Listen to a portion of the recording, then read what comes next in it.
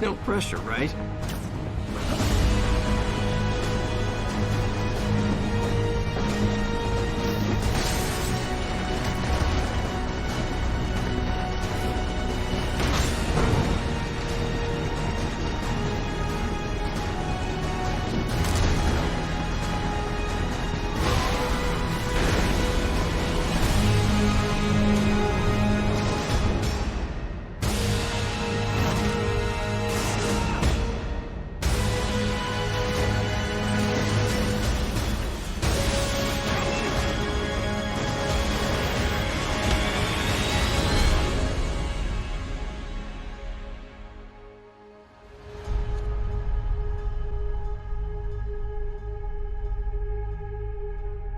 Okay, there we go. So I'm about to start.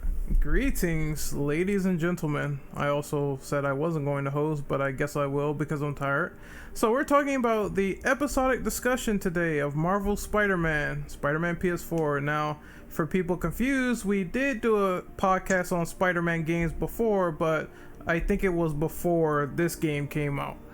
So we're going to focus on that, the DLC, and the post-game content. So let me introduce my panel. Of course, I am Renegade Operative, and first we have Mr. Superior Artist.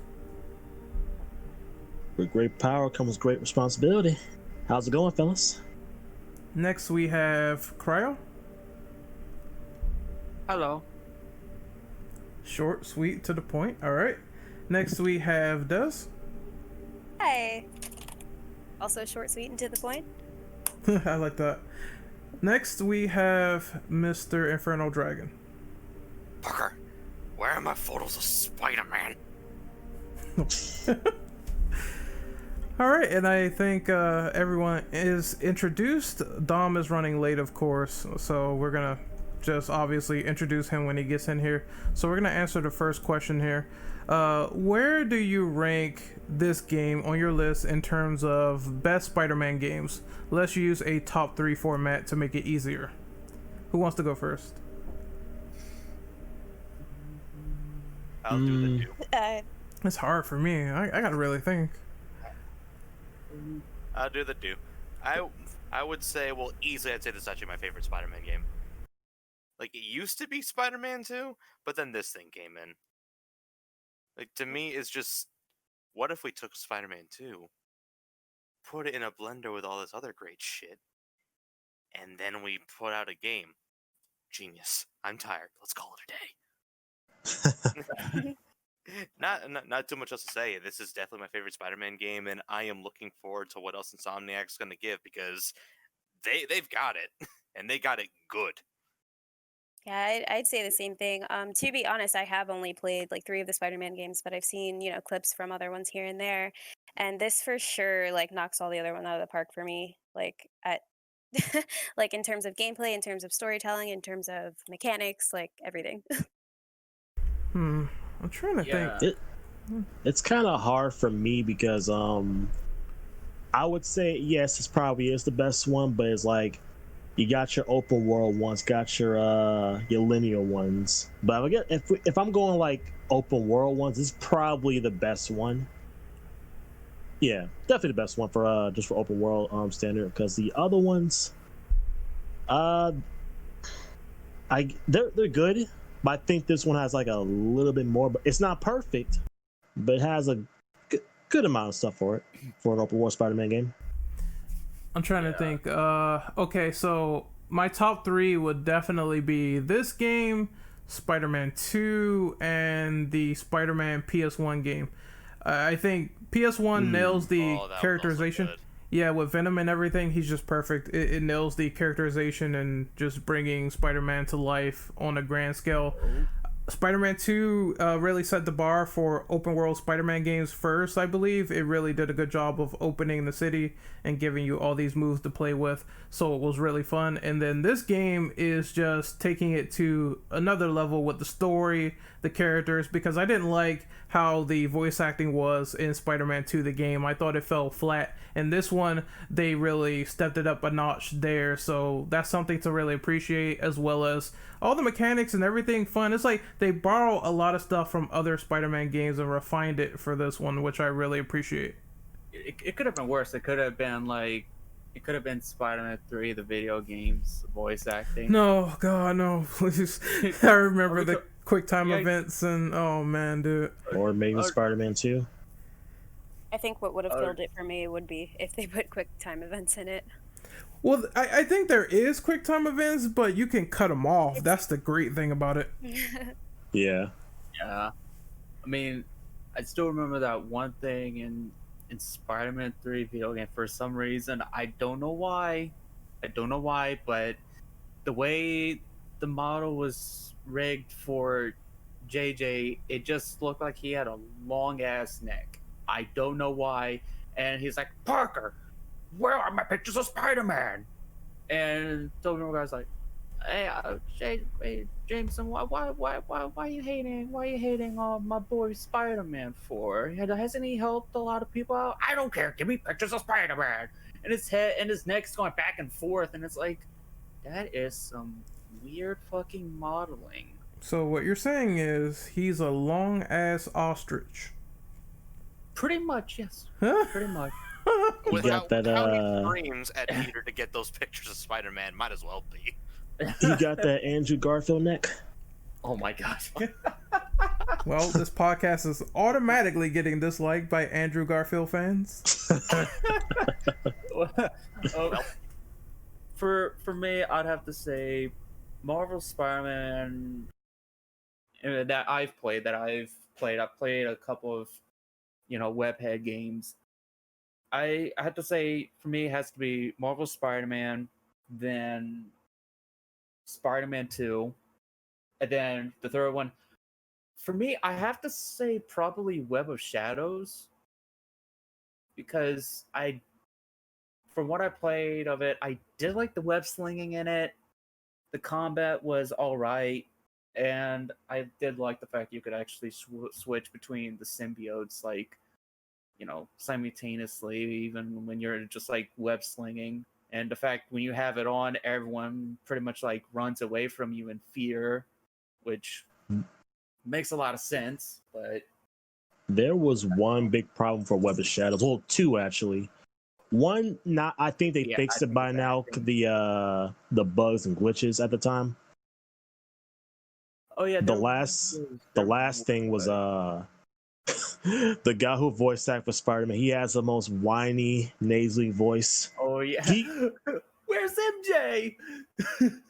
It's like he gets better later on in the game, but when you do that first couple missions, Jesus Christ. Yeah, when he goes over to I think one or two of the SHIELD agents, he's like, "Where's MJ?"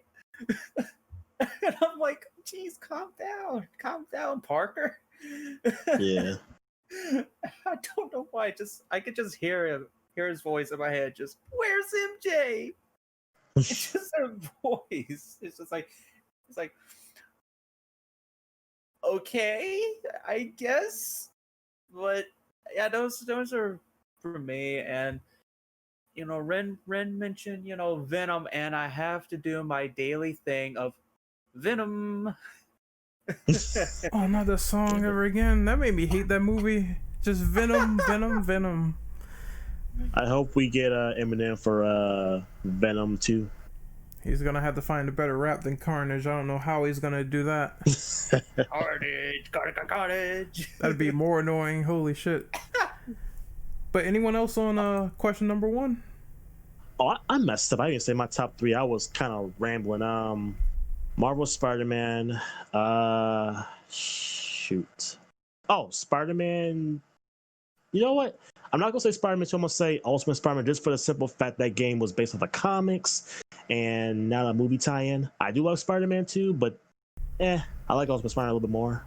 And my number 3 will probably be the Neversoft Spider-Man game. Yeah, that game is really good. More than people give it credit for, actually. Yeah. No pizza time? Oh, we didn't even mention balloon? missions yet. No. Jesus Christ, I hate the balloon too. It's funny about that. I do love Spider-Man 2 the game, but I just cannot stand that whiny kid. Every time I swing around the city, he just screams he lost his balloon. I feel like it's intentional. I feel like it's intentional that when you play as Venom in Ultimate Spider-Man, that's literally the first person you kill. It's like a child trying to offer a balloon or something, or they lost their balloon. Venom just eats them. I'm like, holy crap, this is hardcore, dude. I'm like, Venom just literally ate a child, so there you go. Venom was like, fuck them kids. Yeah. Pull the Michael Jordan. So we're going to move on to the next question, which is question number 2. After years of anticipation, do you believe that this game lived up to the hype? Yes or no?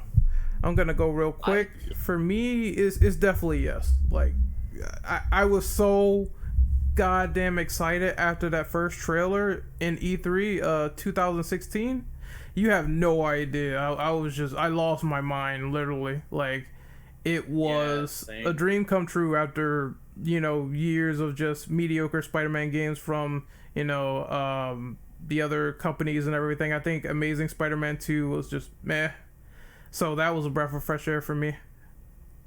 Yeah, I mean, the last decent Spider-Man game that I actually played was The Amazing Spider-Man. That game was actually pretty fine. It was pretty okay. I didn't have an issue with it. I heard the first one was good. The second one was just the second one was just it was a complete like downgrade. I mean, it was a guilty pleasure at the time, but looking back on it now, it's like I can definitely see why a lot of people hated this game, like more than they did the movie, actually. It kind of reminds me of how the sequence of movies went. Like, people thought the first one was alright, and the second one was not. Yeah. Yeah, I mean, but, like, talking about, like, the game and everything like that, I think it did live up to its hype, but actually, no. Hold on, let me retract that. No, I don't think it lived up to that hype because they never fixed the puddle. They fucking downgraded the puddle, man. I want my realistic puddles. That's a question for later. Oh boy. Listen, Cryo, they gave you your puddles in that Miles Morales screenshot. You should be happy now. No, I need actual puddles, damn it. Even though I spent over $60 on this game. I felt like that was a jab when we saw the first screenshot for Miles Morales and you saw the ray trace puddle. That had to be a jab at people. I feel like it. I feel like it is because I know the people who actually control the Insomniac account. I know they have a knack for actually trolling people and making fun of certain things. So, oh yes, they do, because they put puddles of stickers in the game with photo mode. So good fucking job. Yep. But really though, I think it did. I think it really did live up to the hype. I mean, there was that one thing that I wish they actually did keep in. It was where he was going between the building and everything like that, and there was people there. I forgot if they just had that for the trailer or if they were gonna put that in the game, but it was just cut out. I forgot what Yuri actually ended up saying about that. I know he mentioned it. I can't remember what he said, if it was actually going to be in the game or if it was just designed for the trailer itself. But I would have loved that scene for to be in the game. Hopefully we may see something like that in the next game, but in general, it did live up to its hype. I mean, definitely one of the best Spider-Man games I've played in many, many years. I hadn't had a lot of fun with Spider-Man since, 2012, I guess, 2011. So this was a breath of fresh air. Had a great mixture of old mechanics, new mechanics. So definitely was fun. Anyone else? Yeah, I would say, yeah, it definitely, especially, to me, like I said, I had only played like 2 other Spider-Man games. It exceeded my expectations because, I hadn't played them since I was younger, but I was definitely here for the multiple perspective. Like, I absolutely loved that. The web slinging was nice. Storytelling, like I said earlier, was great. And then just the entirety of the map, just like I just absolutely loved, you know, swinging around the city and just being able to like take in everything, you know. That's one thing that I like in games, if they give you like a second to like be able to look at the surroundings. So I was really happy about that. Yeah, especially when you were diving and you if you had like either really good speakers on your TV or if you had a really good pair of headphones, you could just feel and hear the wind just in your ears as you're diving. And plus the controller, I have vibration on my controller enabled, so just diving and then all of a sudden just hearing the wind blowing in my ear and then the controller vibrating, it's like, I'm Spider-Man. Yeah. Justin, did you get a turn? No, but it's an easy yes for me. Like, the amount of hours I put into this game is ridiculous, and I did get the platinum. I think this is the easiest platinum I ever gotten, because all you really got to do is just clear out the districts and beat the main story. That's it. They did add in trophies later, so I'm trying to get my 100% back, but so far it seems like relatively easy. Like, honestly, I don't even know. We had a member that sold the game and it took him forever to beat it, so that's just kind of funny. I'm not gonna name drop, but we always just make jokes about that, and I'm like, this game was so easy to beat, you have no idea. It's not really that long. I would say 13 hours, maybe 10 hours if I'm feeling generous. Like, it's around that range. I'll say it's also memorable to me for one thing, because it's the last game I ever played on my very original PS4 before I got an upgraded model. Because anyone here ever play this game on an original PS4? I did. I was right now. I still have my original PS4. The fans. Yep. The damn fans. Yeah. Scream so goddamn loud like a banshee. After about an hour of gameplay, this whole room right here goes up several degrees, and I start to sweat. Yeah. I could hear it just catching a blaze inside, and it's like, why? all of a sudden it's like, all of a sudden you hear it in your ear, air traffic control, this is PS4 1 taking off in 3, 2, 1, and we have to stop.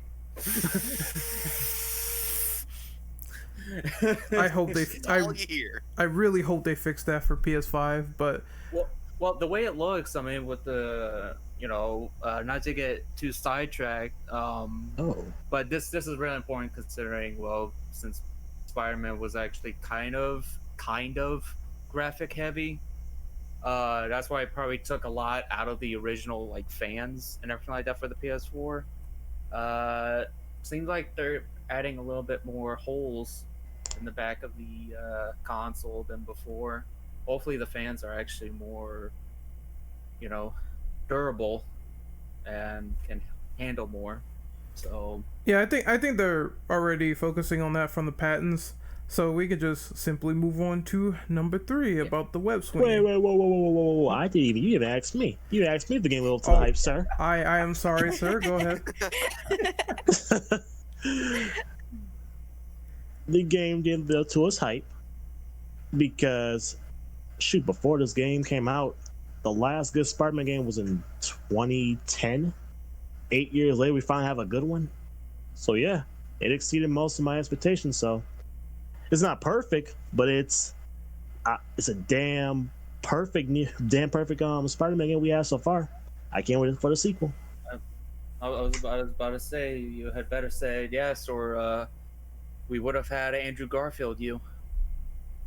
I'll get him off the set, please. Let's move to number 3. You were gonna Emma Stone me. That could work. You could be stoned. I mean, Emma Stone, get it? God damn it! All right, I'm moving on to number 3 with these lame ass puns. How do you feel about the web swinging mechanics in this game compared to other Spider-Man titles? I felt like I had more mobility, to be honest. I didn't feel like it was so. I felt like I could do whatever I wanted to an extent. Especially like when you were wall running, and if you move the camera to the direction of, like, for example, you're wall running on the left side of the building and you want to go to the right and continue wall running, you would jump off and shoot off a web to send you back to the other side of the building. I think it was like, what was like kind of like a web mini web slingshot kind of deal, which I actually liked. I just love the web slinging in general. It just Something tells me they're gonna add the slingshot in the sequel. They probably will, to be honest. I know Marvel Spider-Man was kind of like a petri dish more than anything. It was just a good way for them to see what works, what people like to see, what people would want to see in a sequel. And it's most likely the same way with the spin-off of, Miles Morales. So yeah, that's how I felt with the web slinging. I felt like it was had more mobility to it. I actually felt like I was Spider-Man. I didn't feel restricted by it. It was very fluid. So I really liked it too. I really appreciated the fact that it was a little bit more realistic in terms of Spider-Man. You don't get the web slinging from the sky. Like, if you end up in like that little wooded area of New York, like, you can't just sling your web. Like, you have to be around buildings.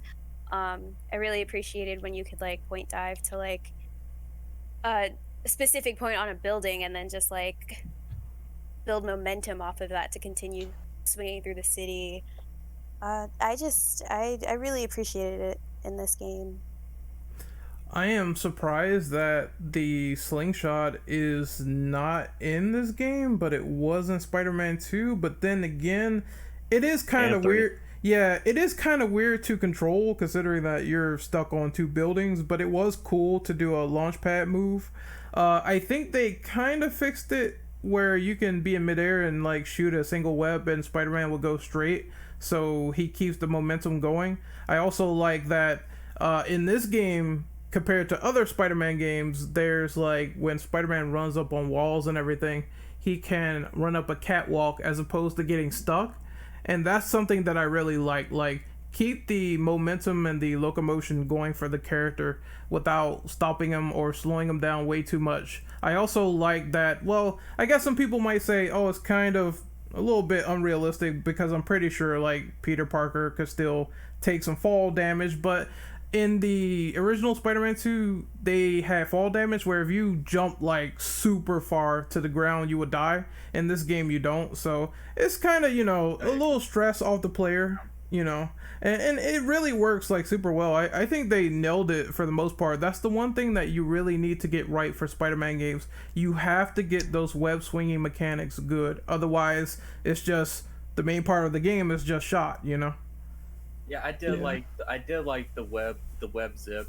The web zip was one of my favorites. I mean, you can upgrade it to help keep you, like, I think you could upgrade it to do it like 2 or 3 more times to keep your momentum in the air, which was actually pretty cool. I did like the catwalk, the running up the catwalk and using the web to like keep pulling you upwards as if you were like rock climbing, but with webs. Same goes for like jumping through, what was it again, like these water towers? Yeah, where he launches himself through. That was cool too. I like that. I did like the zoom in camera when you did that too. That was actually really nice. Overall, yeah, they get a thumbs up from me. That was really nice, well done, and fluid too. And it runs well, and it's like you wouldn't even imagine something like this is like 30 FPS, but it is. Yeah, motion blur, right? Yeah, that too. Even though Yeah. I don't like motion blur, to be honest, but it does work wonders for being in movement knows here. motion blur. Yeah. Yeah. It just. Oh wasn't wow, like- I did not notice. Yeah, it wasn't because a lot of games nowadays they lay on motion blur too thick for some reason. I guess because to certain people they think it adds more to the game, when in reality, in my opinion, it's a little bit more distracting than anything, depending on the game. Yeah, some people But- get motion sickness from motion blur. Just cause for it. Oh yeah. Yeah. But if everyone is done with this, we can move on. Everyone finished? Oh, the web swinging, I did think it was really good, but I had a few gripes with it. I don't know. I felt like, because when I look back at Spider-Man 2, the game, the web swinging that game is really good, but I think the PS4 game gave you more like more style to it. But I feel like the Spider-Man 2 on the PS2, you felt a lot faster when you dive down a building and when you're web swinging. I don't know if they're gonna make it faster in the sequel, but to me, it felt like in the PS4 game he was fast, but not as fast as I want him to. Yeah, it is a couple of small nitpicks. Like, they're not bad or anything, just some nitpicks. I think the stunt button was better done in Spider-Man 2 as well, because you just had to simply tap X and Spider-Man would do a stunt in the air, as opposed to this game where you gotta tap like 2 buttons. I thought that was kind of weird. And it's just, I do like the dive move that Torres said, where you could just simply do a different animation if you're at the edge of a building. But that's just like nitpicking in my opinion. Like, I would say Spider-Man 2 in terms of animations, they still are very, very good, but this game is still no slouch. Yeah, because even the people that worked on Spider-Man 2, I believe they actually looked at the web slinging. They actually played through Spider-Man PS4, and even they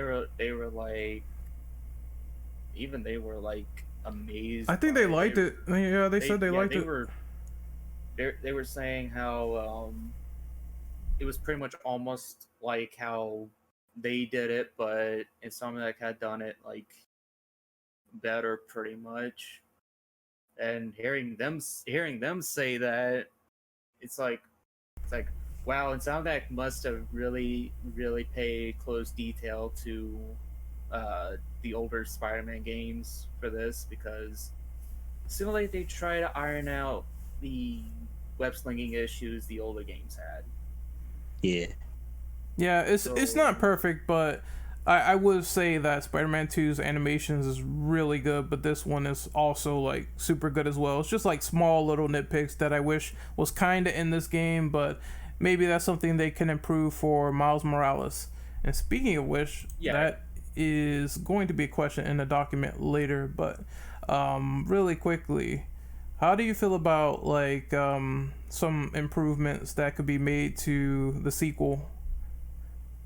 Oh, I got a few things they can fix. Go ahead. I'm gonna start with the big one. They need better side objectives. They really need to branch out, like a thing of some like more unique side objectives for the sequel. Because most of them, every Spider-Man game, in my opinion, like the side missions are kind of repetitive, but they do have at least a few good fun ones. But I feel like in this game, I don't know. I just thought they played it kind of safe with the side missions. I think they're gonna make them better in the sequel, because I feel like when I look at some of the past Spider-Man games in terms of side missions, they all were kind of samey. Maybe a few new things. I think they will go probably a little more out on the sequel with more with side objectives. I don't think they're gonna do with Miles Morales. I think that one might be more the same, just with a few improvements.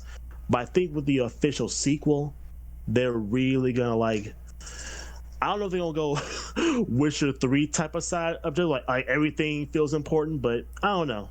I think in the sequel they'll really maybe branch out the side stuff more. Also, another negative about the game, well, everyone talked about this.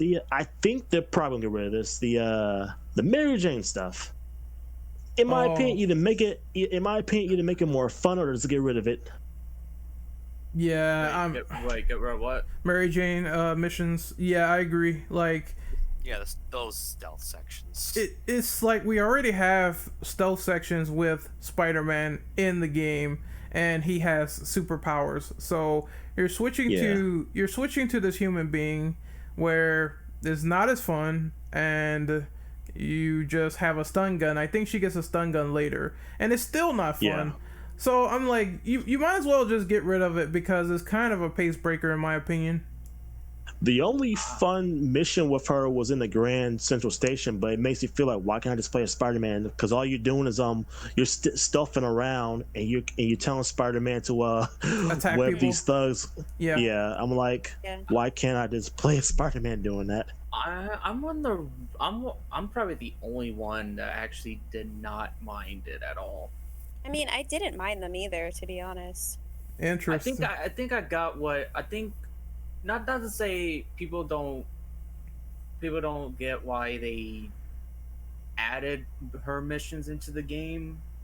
I think it's more so people kind of overlook it a little bit. So let me give a better comparison as to what I think, because I'm one of the people that didn't really like those missions either. So the Hulk game that came out in it came out in 2003, I believe. That had missions where you can play as Bruce Banner. Now, obviously, the main attraction of the game is the Hulk. In those missions, you have stealth missions, and if Banner gets caught or spotted or whatever, he gets shot up. And then they have these long, arduous puzzles in the mix of it. And I'm like, well, if you're going to let us play as a character that's depowered or something, it has to be a section that's at least super interesting. And the Mary Jane stealth sections were kind of by the numbers. Like I said, when she got the stun gun, it really didn't improve much outside of the fact that you could take down guards faster. I will admit that section in the game was a lot more fun than the other ones, in my opinion, especially the ones where Miles, you play with him and he's kind of depowered. It was cool that Rhino was looking for him, but outside of those small variations, it felt like the same thing. I'm just going around trying to find scoops and news, and that's it, and get out, and that's it. I can see how it's not really bothersome to some people, but in terms of playing like a superhero game where you're playing a superpowered character, you're going to want that. The same feeling, the same reaction I felt when playing as Bruce Banner to the Hulk. I'm like, can I get back to the Hulk stuff, you know? Well, yeah. I think for me, it didn't bother me as much because I think I could understand where Insomniac was coming from, at least in terms of like what the writers were going about it. I think. Oh yeah, I know why. It's story stuff. I know why they were doing it. Being in the shoes of MJ, someone that doesn't have powers, and then, kind of not help the player understand what exactly happened between both her and Peter, because there was that whole tension between the both of them. We kind of got cock teased too. Actually explained it. We got cock teased too, because you thought like at one point in time in the game with the cutscene that the spider was going to bite her and do something different, and instead it just bites Miles. Mm-hmm. So we kind of got like a little bit blue ball with that, in my opinion. Yeah. Let's see. Let me see. I'm trying to think of some. Oh yeah. I have two more negatives. Hold on. Well, actually, one I'll save for later because we're talking main game stuff. The other one is something entirely different. But the one thing, because I know other people experienced this before, but they fixed it, so it's not really major anymore. But make sure when the suit comes out, can it be a little more polished? I experienced a lot of bugs in Marvel Spider-Man. I did too. I remember one where I'm like, I jumped in the middle of the street, disappeared for a minute under the map, and then reappeared. And I'm like, what just happened? What? Yeah. When people were talking about that, I'm thinking to myself, I'm like, what are they talking about? Dude, I had a 'Cause lot of bugs. Like this is For the thing, I played it like the first day it came out. I had just picked up the copy from GameStop, and I had no issues with it whatsoever. Some weirdly people enough. are luckier than others. yeah. I was gonna I say, to don't my know what knowledge, it I don't is. think I had any bugs with mine either. Granted, I did play Well- mine when I was tired a lot, but And I mean, yeah, I don't think I was- think Ren had the best bugs because I remember one clip it was two clip he uploaded. Well, no, I was the second one he uploaded. The first one when after Peter was done talking to Miles and MJ, and he swung away and his body would just jump in different proportions. Like I don't know, it was so weird. And the last one was after Miles reveals his powers to Peter, and I think Peter's hair and everything was popping out of his body, like all his I think his eyes were popping Yeah, out. Like, dude, their heads were like Oh, floating, and I'm like, well, that's like the best playthrough ever because their heads were like floating and their bodies was like detached. I was like, is this AC Unity or is this Spider-Man? What's going on, fam? I ain't never experienced any of that.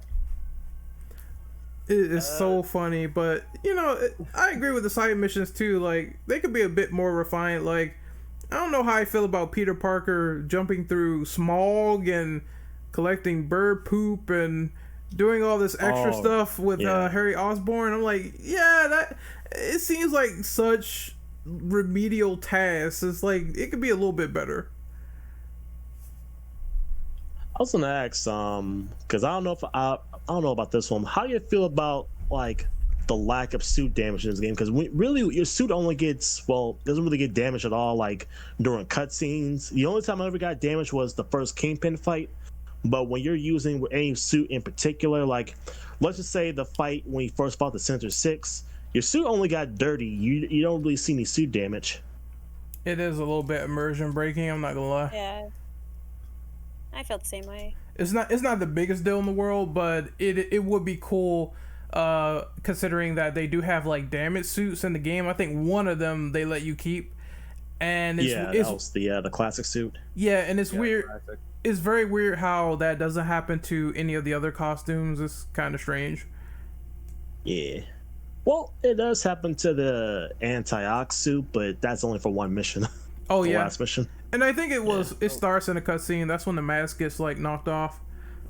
I know it happened with Insomniac's suit a bit before the end of the game when you put on the Antioch suit. So, I guess for me, I want. This is a lot, but I need more combat moves. I feel like the combat moves it was lacking a bit in the game. I would have loved to see more. You talk about the finishers?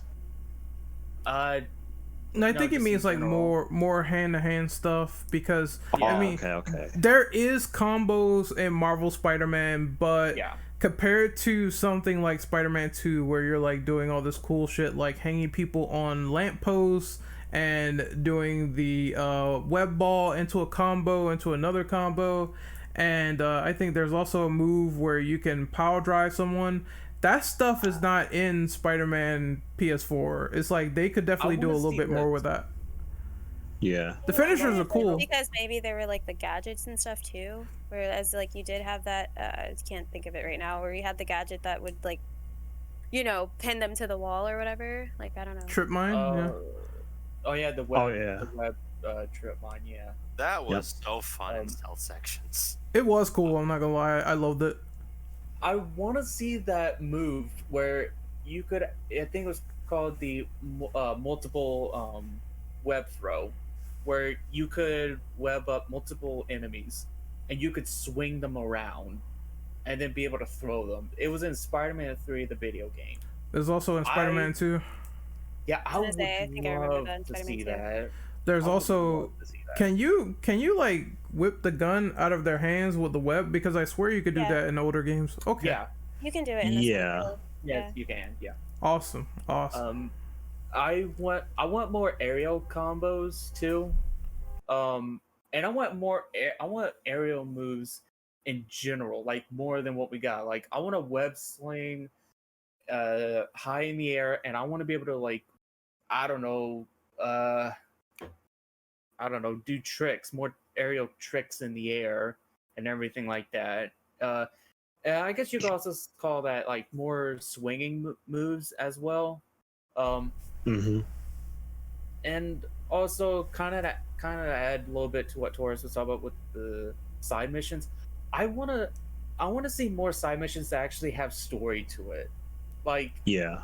I know people were saying that they didn't like the chasing pigeons side mission, but when I was paying a lot of attention to like the dialogue between Peter and the guy who has the pigeons, and you find out later on why the hell does he care about these pigeons so much, it's heartbreaking. I'm like, oh shit. I'm thinking at first I'm like, okay, I'm just chasing pigeons, no big deal. And then he's like, oh, these pigeons remind me of my wife who passed away a month or two ago. It's like, oh damn, okay, you're dropping this field bomb on me. Okay. I mean, the context behind some of them are often, but maybe often's not the right word. The context behind them is awesome. It's awesome, but it doesn't happen often enough. I think that I know that's why it's like I see side missions, certain side missions, and it's like, but why?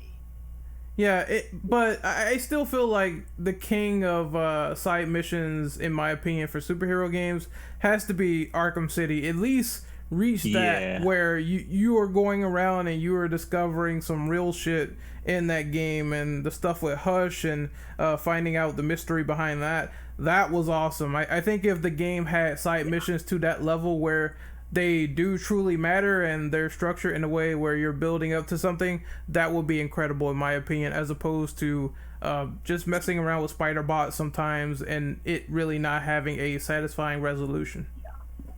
You just reminded me of these are probably my last few negatives, and they're not big either, but one is because people did play about this when the game came out.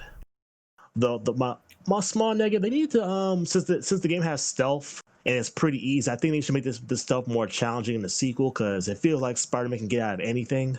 Compare like the Arkham games where, like, for example, Arkham Asylum, like, there was one part in the side mission where you couldn't.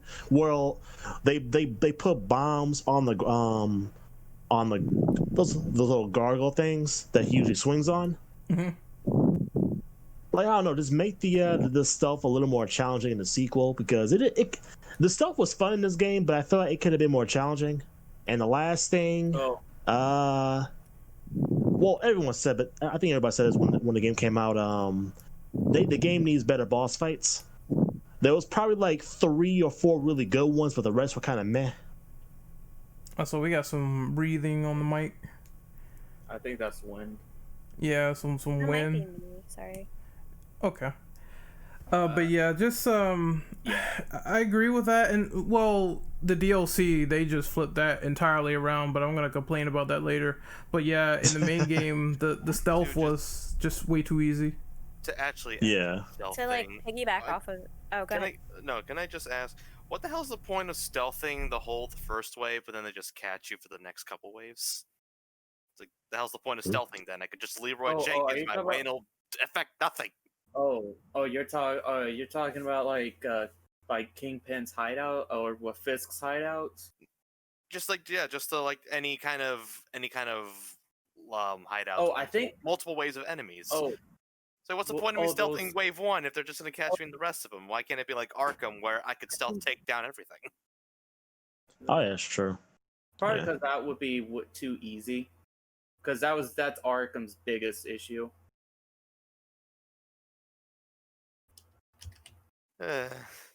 Something to work on for the sequel then. Yeah. I would say to finish this off, so we can go on to the next question if everyone is finished. I will say, for me, it did feel like the stealth parts of the game actually got a little harder when you were playing it on like Ultimate and New Game Plus, because I did that and I noticed it was actually a little bit more difficult to go through the stealth missions and anything, at least in terms of like Webhead. But that's just me. So did everyone get their question answered? Yeah. Everyone all good? I wanna do number 5 question. How do you feel about the story of Marvel Spider-Man? Are you excited for the premise of symbiotes with a potential sequel? Yeah. That's gonna be Huh? real interesting. I didn't know if Dez actually finished it or not. Oh, no, it's okay. I forgot. That happens. We can move on. All right. Yeah. What tours? Read. What was it? The 5th one? Yeah. Yeah. How did you feel about the story of Marvel Spider-Man? Are you excited about the premise of symbiotes with a potential sequel? The story was very good. This probably had more emotion than most Spider-Man games before this one. Yeah. Even though there were times in the game I'm like, oh damn, that actually happened. Oh damn, got worse. Yeah, made me cry like a bitch 3-4 times. Yeah. Yeah. Not gonna lie, even though I already knew what happened, I remember a second playthrough. Played it, I think it was like New Game Plus and Ultimate, because this was like right after they released the update for it, where they fixed the regular difficulty and they added a new difficulty, a easier one, and then a very hard one. I was like, screw it, I'm gonna go on my old save, New Game Plus, and I'm gonna play it on Ultimate, the newest difficulty. And seeing that ending, I'm like,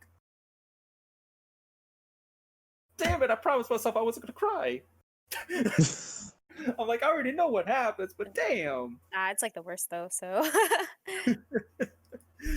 I got a short little question. Remember the first mission you play as Miles in that game? In Marvel Spider-Man? During the City Hall, I believe, right? Yeah. I don't know. Remember that part when Peter's on the ground, he's unconscious from the explosion by Mr. Negative, and I've seen people do this when you're playing against Miles. Some people took a selfie right next to Peter while he was on the ground. Oh my god! I'm like, oh, that stuff. This is what happens when you give people photo mode. I swear, This is what happens when you fail as Spider-Man. Didn't people take pictures of didn't they take pictures of Peter with Uncle Ben's grave because you could find it in the game? Yeah. I saw that shit. People were like taking selfies with like Uncle Ben's grave, and I'm like, bro, what the fuck? They probably just wanted to, I don't know, say, hey, I found it. I don't know. I've seen people who took pictures of the other person who yeah. And then they just do like a 2-finger selfie, like, hey, here's my uncle, he's dead. So, Ren, what about you? How did you feel about the story of Marvel Spider-Man? I thought it was great ending too, very emotional, great character development. It's just all around, I had a lot of fun with it. Like the only complaint that I really have is that the side content is just meh in terms of how they interweave that with the story, and the fact that, well, it's not really a complaint because I'm glad we're getting Marvel Spider-Man 2, but it does kind of blow a little bit when you look at the ending, like the after credit scene, because I'm like, man, I wish there was a little bit more story with that before we moved on to the sequel with the symbiotes. But still, I thought like overall it was fine. Great characterization. Peter does quips. Very Spider-Man-like story. A lot of people like to refer to this game as a very good mix of comic accurate Spider-Man and something that's like a little bit fresh and up to date with the older one. So I kind of like those comparisons. Actually, it's really good. Spider Cop. Yes, my favorite. Spider I was Cop gonna was say fun. I loved the comic relief in that game. I did appreciate it. I really liked it. And to be honest, like I know that you guys were like complaining about Mary Jane's parts, but I did appreciate the fact that like everybody kind of came together, all their stories interweaved together. Like I really enjoyed it. Yeah. No, I'm kind of glad you brought that up. What do you think of Mary Jane in the game? Because I know some people were kind of mixed on. Some people liked her, some people didn't like her. Like some people said she's like pretty much Marvel's Lois Lane. I mean, Because she's a photographer and stuff. Yeah, I was about to say. I mean, I guess you could see. I did not actually until you said something. No, I mean, I did like her. I mean, she had a job. She did whatever she could to make sure that she got her job done. I actually liked her. Like she was able to talk her way into like anything. She didn't let any of the danger get to her. Like she went. I forget which mission it was, but when you had to sneak around all of Mr. Negative's like men. Like as Mary Jane, like I was just like, oh god, like why is she doing this? She should just be letting Spider-Man handle this right now. Like what is going on? I appreciated her character. Yeah. Like she was kind of a superhero in her own way. Yeah, Even though she's just human. There's a lot of shenanigans like she gets into personally, but I do think that maybe She was terrible for me. Yeah, I do think that where it gets like mixed is where she really doesn't listen to Peter's advice, and that ends up not going so well in her favor, considering the fact that she was captured like I want to say like twice. The big moment is where they jump off the building and he goes after her, but she was getting in a lot of trouble, so I was like maybe she should have stayed at home and listened to Spider-Man like once in a while, and this situation will not be as bad. And that jump off the building part remind me of the 90s cartoon, because she did that when Peter proposed to her on top of a building and she jumped off the building. Oh, so he can catch her. Yeah, like why? Also, I'm surprised that Gwen is not in this game, but maybe like for a sequel or something they could do something like that. Yeah, they said she's not dead in this universe, so they got stuff to do with her. I hope they don't pull the whole like she's an old flame kind of thing. They might, because it does tie into the DLC, which we're gonna talk about later. All right, I guess we can move to the second part of the question about the symbiote. I'm personally excited. I want to see this universe's version of Venom. To be honest, I mean, I just want to see, is he the same Venom as we know? Is he more like ferocious? Is he more evil? Is he the same?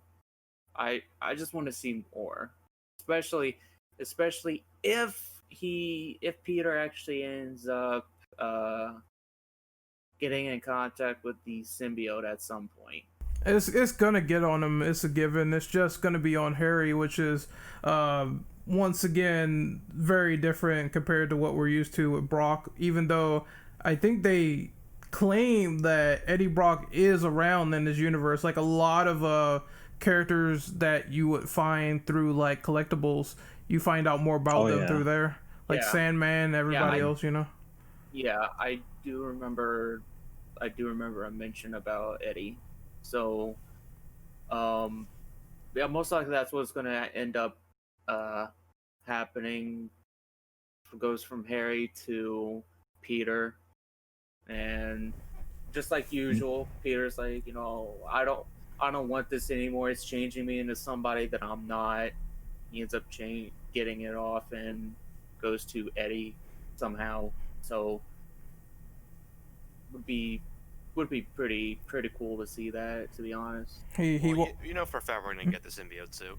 Yeah, he won't be Spider Cop anymore. He'll be very angry and he'll be screaming to Shocker, saying that he wants to destroy him. Shocker! Yeah,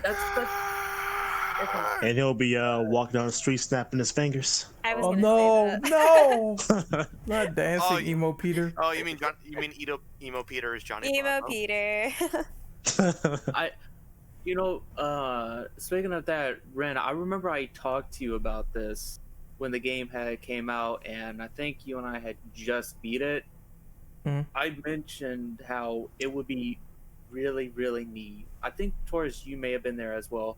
I said we've all seen we've all seen and know that Peter's under a lot of stress being, Spider-Man and everything like that, and that he's a good guy, but with the symbiote, it's like that filter that he has, it just becomes undone, and he lets go of that stress and he acts on that stress. So he acts out on that built up anger and frustration. So I can see potentially him and MJ getting into arguments, to be honest. Probably even Miles. And Peter Probably just with slaps Miles, her. too. Oh my god. He did he did like attack her in Spider-Man 3, right? That did happen. Yeah, that happened. Yeah. So does that mean we're gonna get some cringy dance scene? It'd be a nice nod to the movies, but I really hope not. They kind of did with the whole subway scene, and he was trying to stop the train, and then his webs broke, and it was like, well, why didn't it work this time? I thought that was funny. So yeah, they might do more of that, which is I welcome it, but I'm probably gonna cringe at it, to be honest, or laugh at it. So hard. Yeah, I mean, I really want to see that scene recreated where Peter wakes up to find himself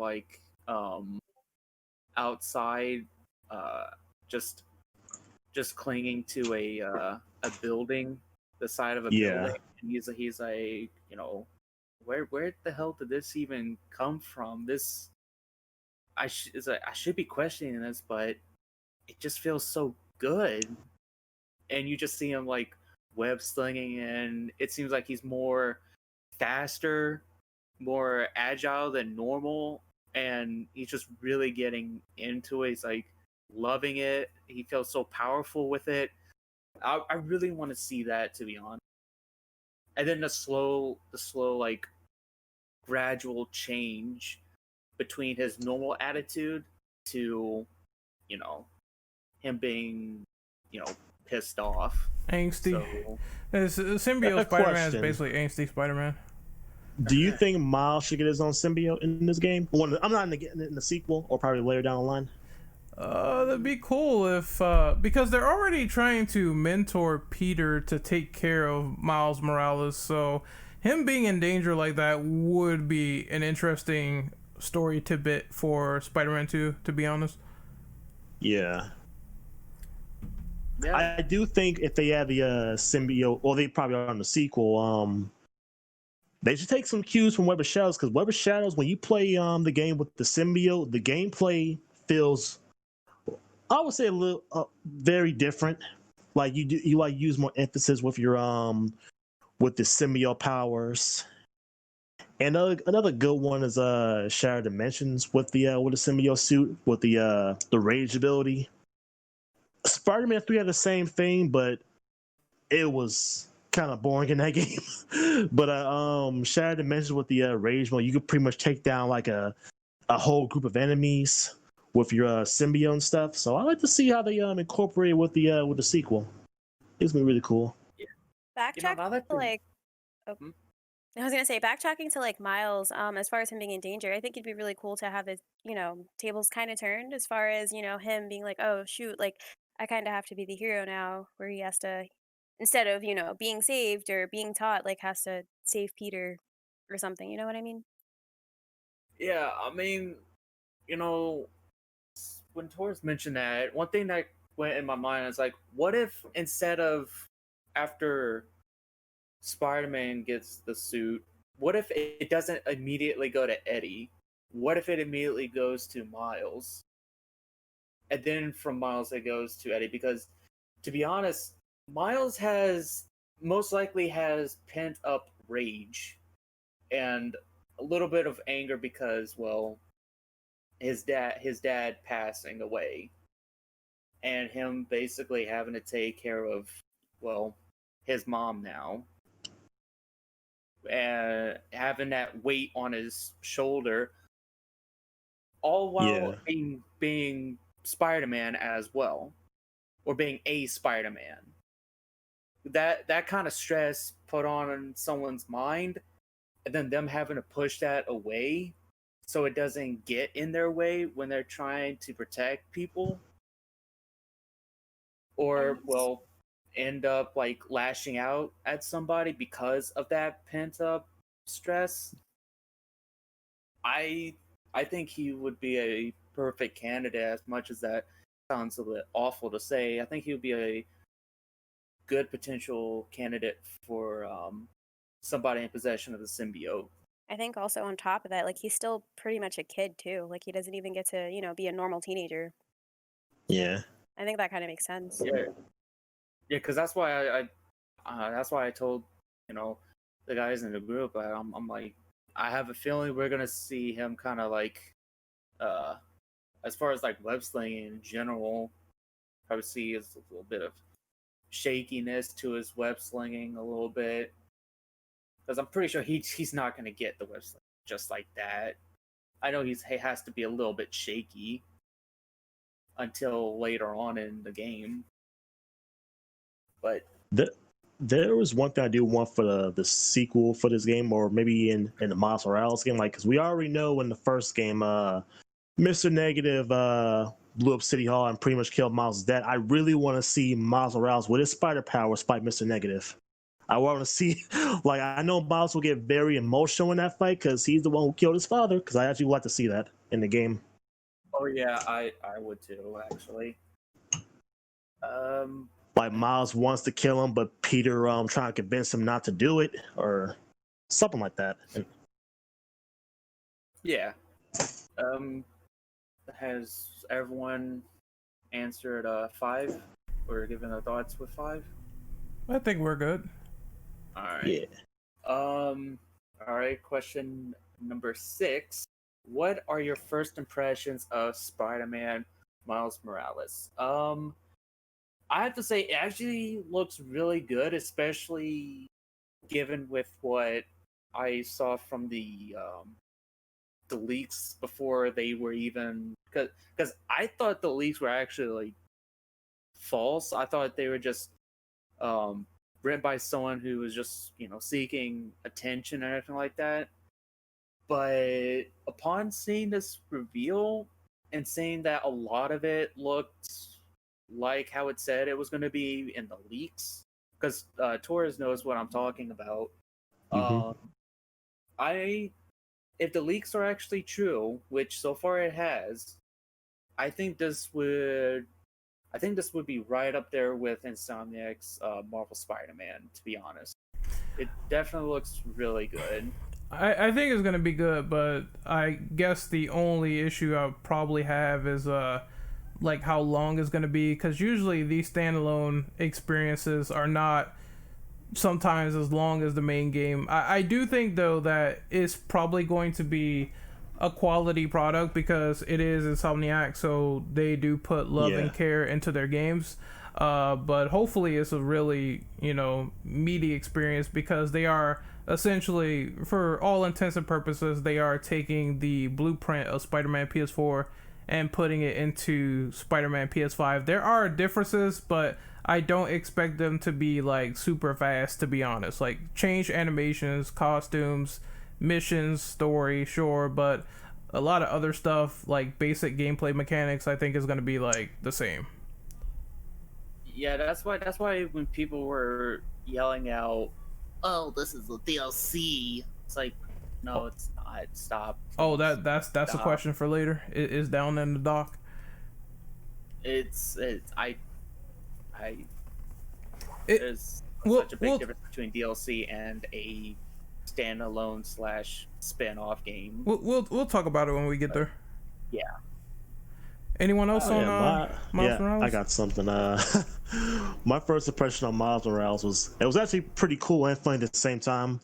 When we first saw the hand with the electricity, someone thought it was Infamous, and I wouldn't blame for thinking that. But then when we heard Peter's voice, I like, what the fuck? is this a sequel to Marvel Spider-Man? And then I thought you guys were fucking me in the call when it was Spider-Man at first. I was like, nah, there can't be another game already. But then when I saw Miles Morales, the suit was getting torn out. I was like, oh shit! It's also funny, like everybody in that call kept saying my name. Oh look, Taurus in the game. Like, god damn it! Oh, we were like, a Taurus? Yeah, he had the fresh shape up, so that's definitely Taurus. Yeah, but maybe if I get contact lenses, then I'll look like Miles. I don't know. Yeah, I mean, especially one thing I did like about the reveal trailer was the song choice for it. It was actually pretty good, to be honest. I forgot the name of it. I know it was a song by Jaden, but yeah. But it definitely fit with Miles. On My Own. That's it. On My Own. That's the song that was used by Jaden for the reveal trailer, and it really did fit well with Miles, because he is on his own, because as far as we know, Peter and MJ most likely they're probably out on their honeymoon. No, that's false. Peter is actually going to be in the game helping Miles. He's going to be in the game. Okay, last I heard, we didn't know if he was going to be in or out. No, they updated that he's going to be in the game. I'm gonna shoot some stupid conspiracy. Peter's dead, and we're gonna see Peter in flashbacks training Miles. Okay. I don't know why people thought that when he's just simply telling Peter to go out and be a hero. I don't know why people thought Peter was dead in the trailer. That's so weird. Yeah. I mean, to be honest, for me, I thought with Miles Morales, I thought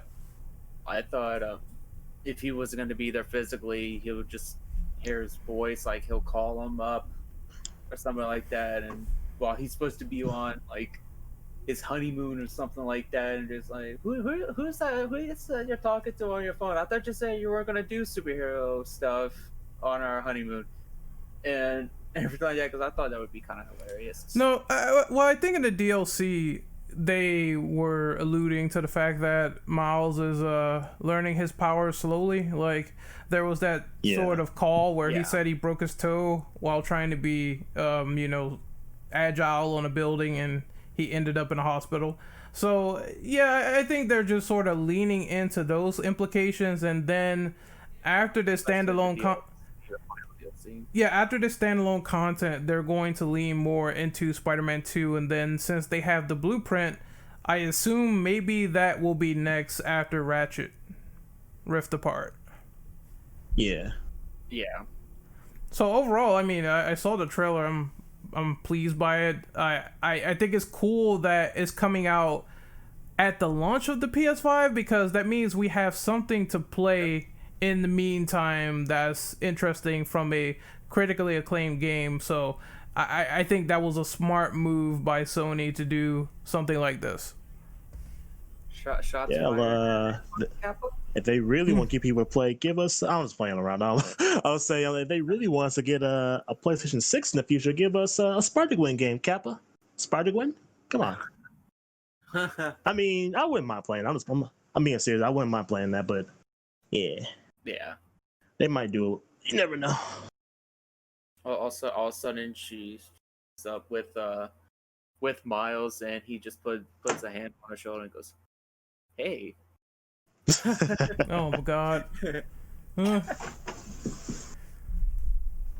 But there is one thing I just thought about this for the Miles Morales game. What's going to be alternative suits? Because I can name a few that can be used, but I don't think he has that many alternative suits compared to Peter.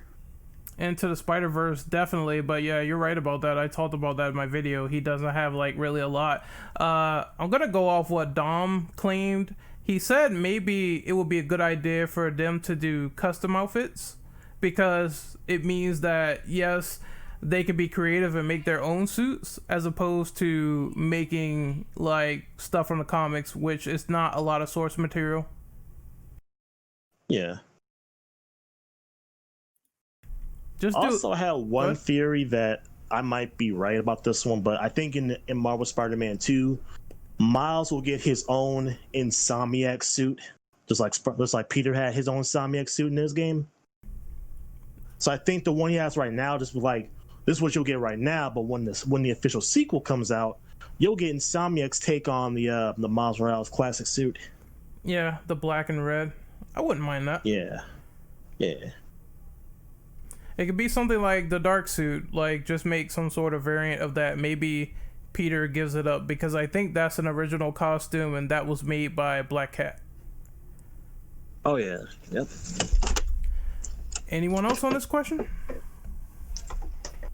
Going once, going twice, sold to the woman in red. So we're gonna move on to question number 7. List off some of the best unlockable costumes in the main game and DLC. Let me go first. I'm legit scrolling through a whole picture gallery of them just to remember it. Yeah, I think I may have to do the same, but the ones that come off the top of my head is definitely the dark suit. Future Foundation, that was a good one.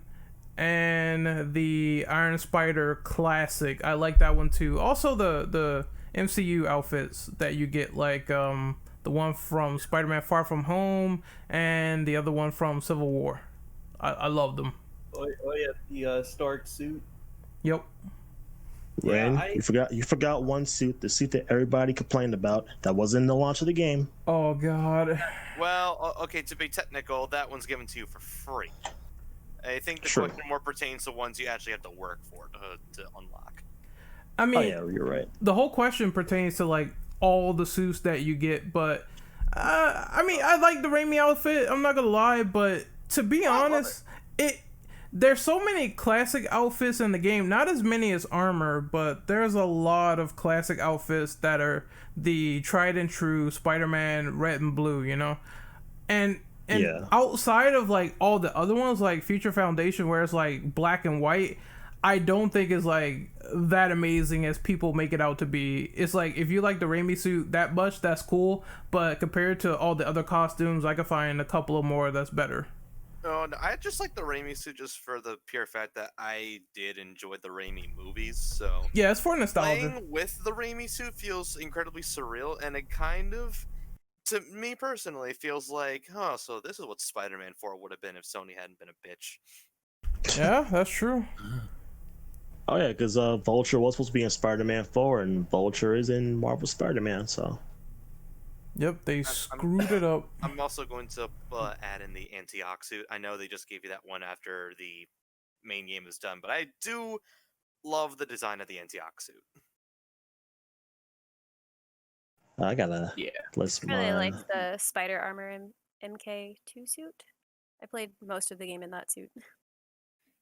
Oh yeah, I mean I did like the Mark II suit, the Spider Armor Mark II suit. I did like the MCU suits. I know I did like Mark III of the armor. Yeah, I already said the Iron Spider from Infinity War. See, I know there was something else. I didn't mind the Velocity suit, to be honest. I did like the little blue or the cyan of it. So that was actually pretty neat. And I guess the vintage comic book suit as well. I didn't mind. You mean the cell shaded one, right? Yeah. Okay, I know what you're talking about. That Then. one's pretty cool too. Yeah, it looks Yeah. nice. I like it. Yeah. I've got some, and then I did the last one. Everyone's favorite, the undie suit. I No, was going to save ask. that for the next question. I was going to ask about That is the next question, sir.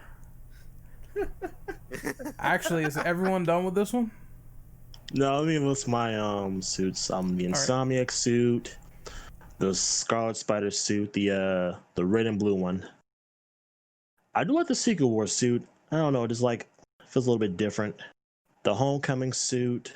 Well, no, Yeah, the homecoming suit. Let's say the Stark suit. I don't know. I don't think a lot of people like this suit, but I like the Spider-Punk suit with the and also with the guitar power up they give you. Yeah, I like that one. Big Time is pretty cool. Iron Spider suit, both the MCU one and the comic one.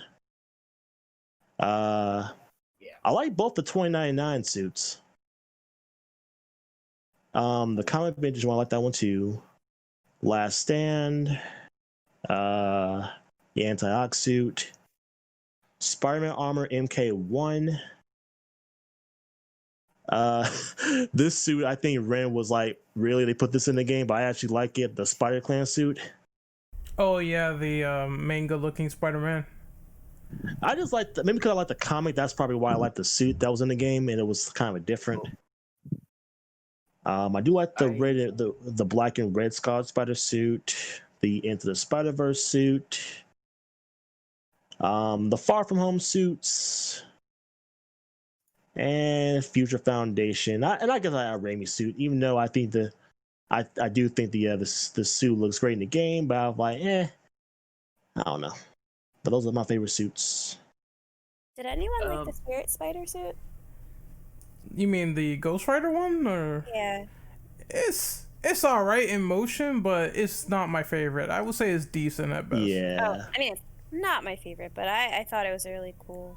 I do like the design, though. Yeah, I liked the design. I think I unlocked it right before the last mission, and I was like, I'm getting this on the last mission, and that's it? Why?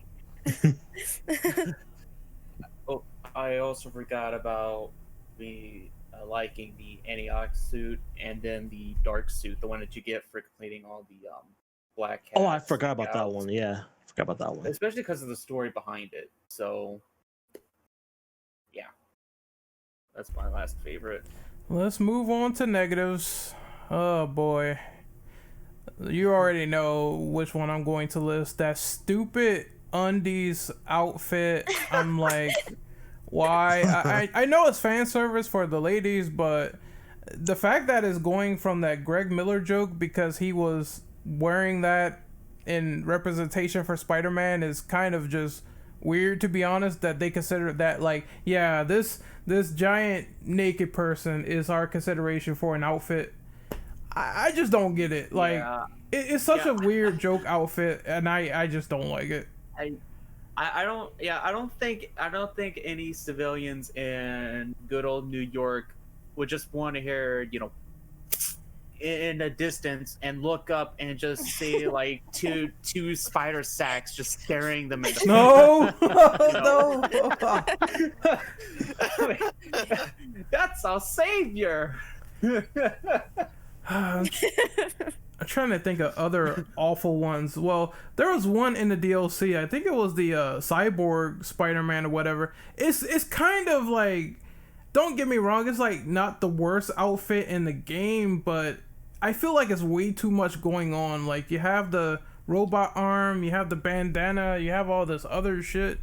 It definitely feels like a design that's way too overblown, in my opinion, in terms of like how it looks. I'm trying to think. My least favorite suit for the DLC is probably Spider UK. I don't know. It looked better in the comic, but in the game it looks kind of like, eh. Yeah. That's what that is. I just saw the picture. What the crap?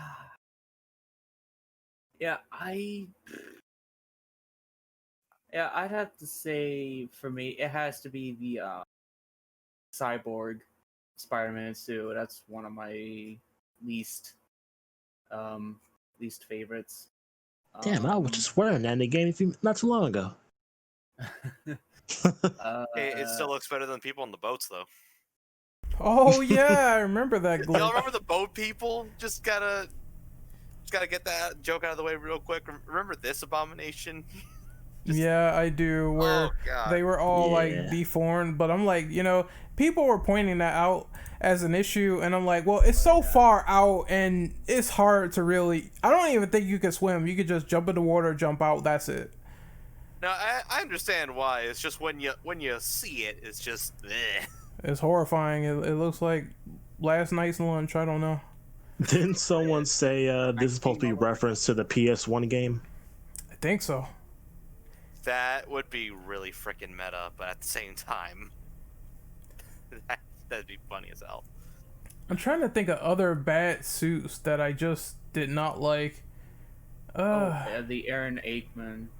Well, bomber suit, and I didn't care much for that. That suit's okay. It's okay to me. Like it's weird and kind of disproportionate. Like I was wondering, like, why is his arms and legs huge, but the rest of his body is like normal? That's weird to me. So, but it wasn't a deal breaker for me. I think maybe also isn't there like a college Spider-Man outfit you can get where he's like wearing his UCLA suit or whatever? You have to take secret pictures in the game to unlock it. Yeah, that is just bland because it's basically Spider-Man in street clothes with the mask on. That's it. Nothing really too amazing. Let me look up something. I got so bored one day, decided to do it. I was like, I pretty much did everything in this game. I might as well do this. Let me look up something real quick to jog my memory because I know something tells me there's definitely more for this game for me outside of the ones I listed. Anyone else have anything to say on this? You also don't forget about with the undies suit. The suit power. Everyone goes down in one hit, including you. Can't forget about that. Oh yeah, I remember. Yeah, it's the ESU suit. My bad if I say it UCLA. Yeah. Yeah, Yep. it's Empire State University. It's just bland to me. I don't know. I think it just looks kind of weird with the mask. Mm-hmm. Yeah, exactly. I think with these, I think you can tell. I bet you $5 the ESU suit and the undie suit. I bet you guys $5. These two, they're like, let's just throw in some random suits now.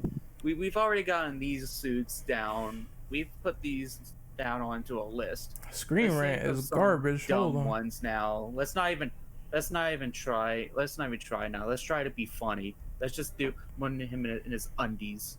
It's like in his old like university shirt with the mask on. I think that's probably what they did. They're like, fuck it. Let's just be funny. Let's just try to troll. It's like in the Ultimate Spider-Man video game where after you 100% the entire game, you unlock the black symbiote suit, but in this game, you get the undies. That's like, come on, man. It's such a bad unlockable. Like, I also forgot to list this as good suits. The Last Stand suit was fire. I loved it. And for worst suits, I would say, let me see. The Mr. Negative Spider-Man suit, it does not look good in motion. I'm not going to lie about that. I really hate it in motion. Fear itself? No, the one where he's like all negative. I see it. Yeah. Yeah. Oh wait, not that one. The negative. It's just suit. the negative suit. Yeah. Yeah, just a negative suit. I don't know why I associated with Mr. Negative, but I assume it's in the game for that purpose as well, for unlockable. I was gonna say I definitely associated it with Mr. Negative. Yeah. Yeah, because I'm on IGN right now. It says the negative suit's black and white design comes from a history that is not all from your new villain, Mr. Negative, but from Spider-Man's visit to the negative zone where his suit transformed in the realm with no color. However, in other stories, Peter's suit was also transformed into the negative suit after being attacked by Mr. Negative himself. Yep. The suit actually looks better at nighttime, to be honest. Daytime, it's not. I don't like Fear itself either. It's something off about Spider-Man wearing that blue, and it's the one that's like blue and light blue. Yeah. I don't like that one either. It's too meh. I mean, I tried using that suit like at nighttime because I'm like, I didn't like negative suit in the daytime, so maybe if I try it out in the nighttime, maybe it'll look better. But no, I think it's just the gauntlets itself. It just looks so fucking weird. The only other thing is that I do agree with people's criticism that there was a lot of spider armor and classic outfits that they sort of remodeled. Mm-hmm. You definitely got a lot of that in the DLC and the base game as well. Mm-hmm. But that's about it for me in terms of like worst suits. What about the resilient suit and the electrical insulation suit? Oh, the one where he looks like a giant bubble. It looks like garbage. I think that's the one. Yeah, that I don't like that one. It's just a couple that's like really forgettable, some that's decent, and some that's like really good. But I guess we can move on to the next question here, which is question number 9. So, how did you feel about the quality of Spider-Man City That Never Sleeps? Were all the DLCs worth playing? All 3 of them? The DLC was kind of a mixed bag, like in terms of quality. Like story-wise, it was fine for the most part. The content of it, yeah, not so great. I mean, you got your they got the collectibles, but I don't really care about those that much. So it is what it is. But the one character and who pretty much ruined that entire DLC, Screwball. Don't miss it. I hate Screwball. I hate you. Look, if literally if her like breast fell in a pit of fire, I would laugh. Like I hate this character so much. Like, and the problem is definitely it shines when Turf Wars happens. I'm like, why are the stealth side missions so hard, dude? Dude, I was catching myself raging doing those stuff. Like, I should not be raging at this game right now. It's like what we said earlier. Like in the main game, the stealth missions are super easy, and then you get to the DLC and there's snipers, there's fucking spotlights, there's fucking all this extra shit laying around like drones, and I'm like, bro, what is this? Like they just took it and they made it unbalanced completely. Yeah. Screwball was very, very annoying with the DLC. I mean, this. There wasn't anything else to do besides collecting the collectibles and everything like that in the DLC, and I think also like clearing up like the district, I think as well, and that was it. I mean, for me at least, especially with that last DLC story, it seemed like they got more and more intriguing.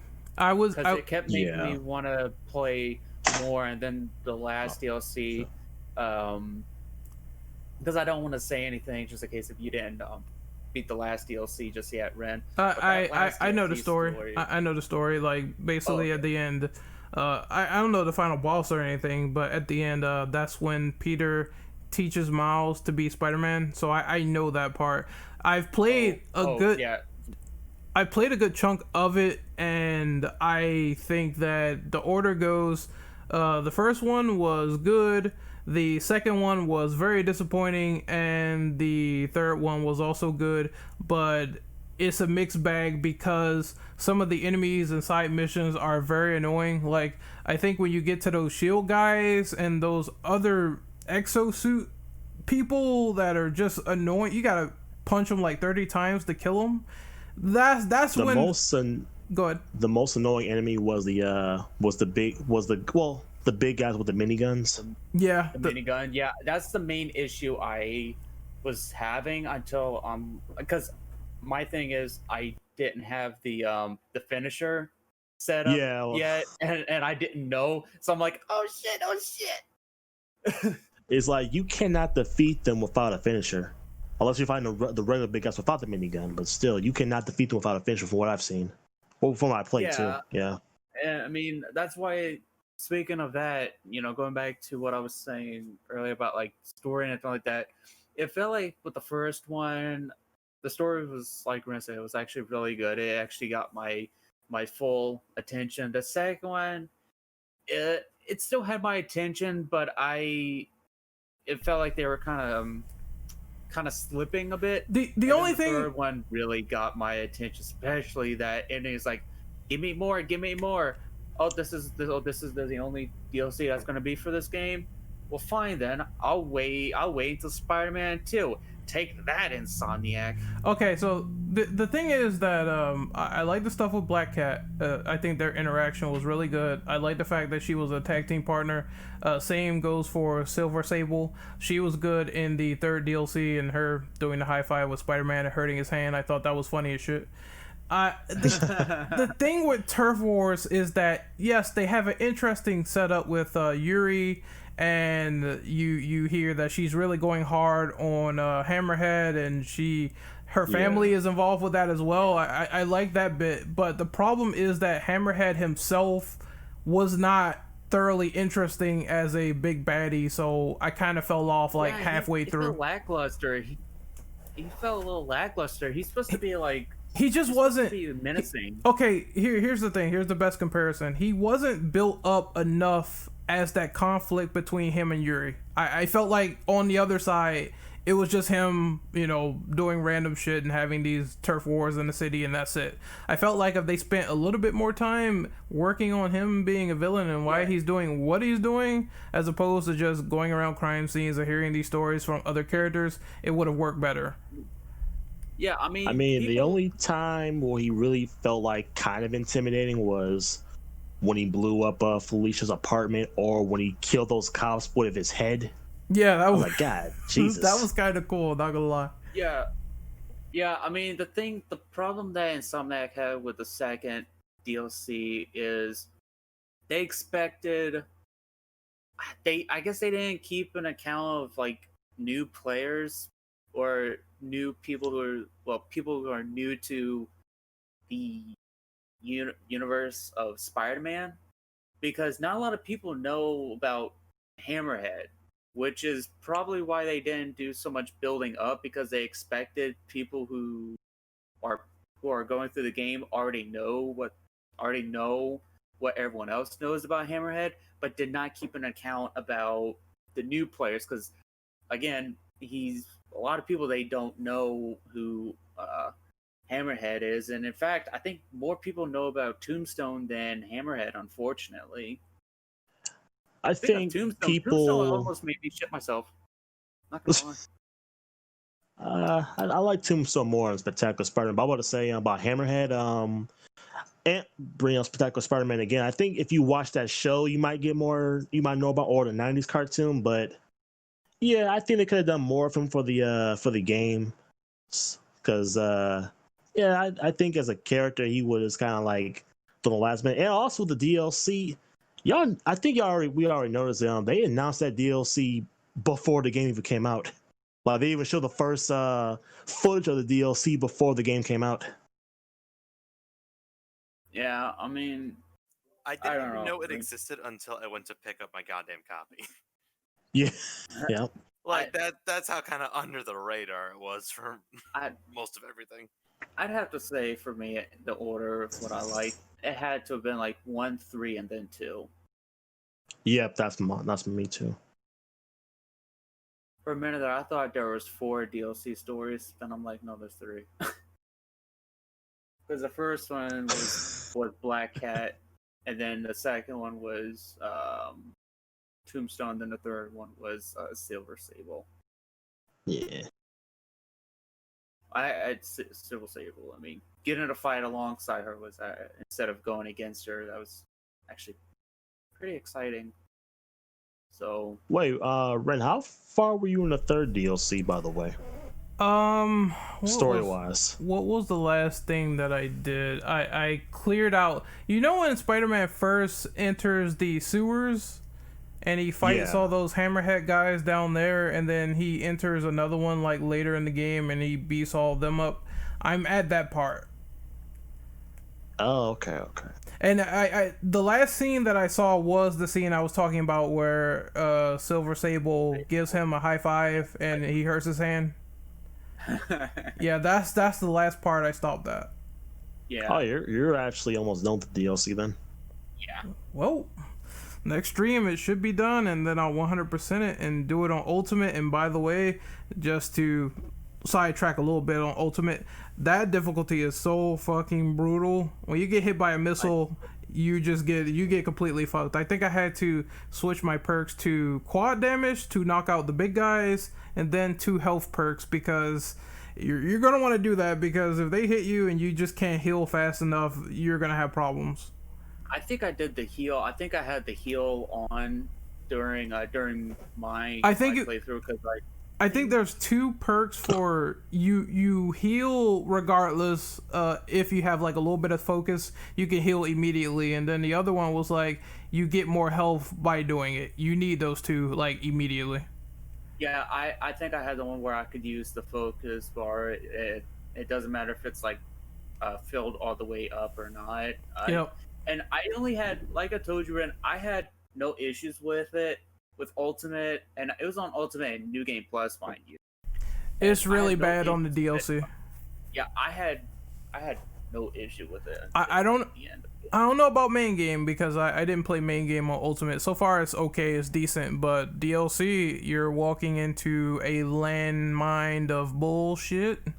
I think the DLC got harder during the second one and the third one too. But the first one, since not all the enemies had Sable's tech yet, it wasn't that hard yet. But the second and third one, yeah. I was like, when I was fighting Silver Sable, I'm like, hold on, Mama Sable, why are you doing all these grabs and doing like 50% health off of me? Stop it. Oh, she's a woman. She was kicking my ass too. I was like, Jesus Christ. Let's see. Well, I guess with that, we can work on the second part of the question.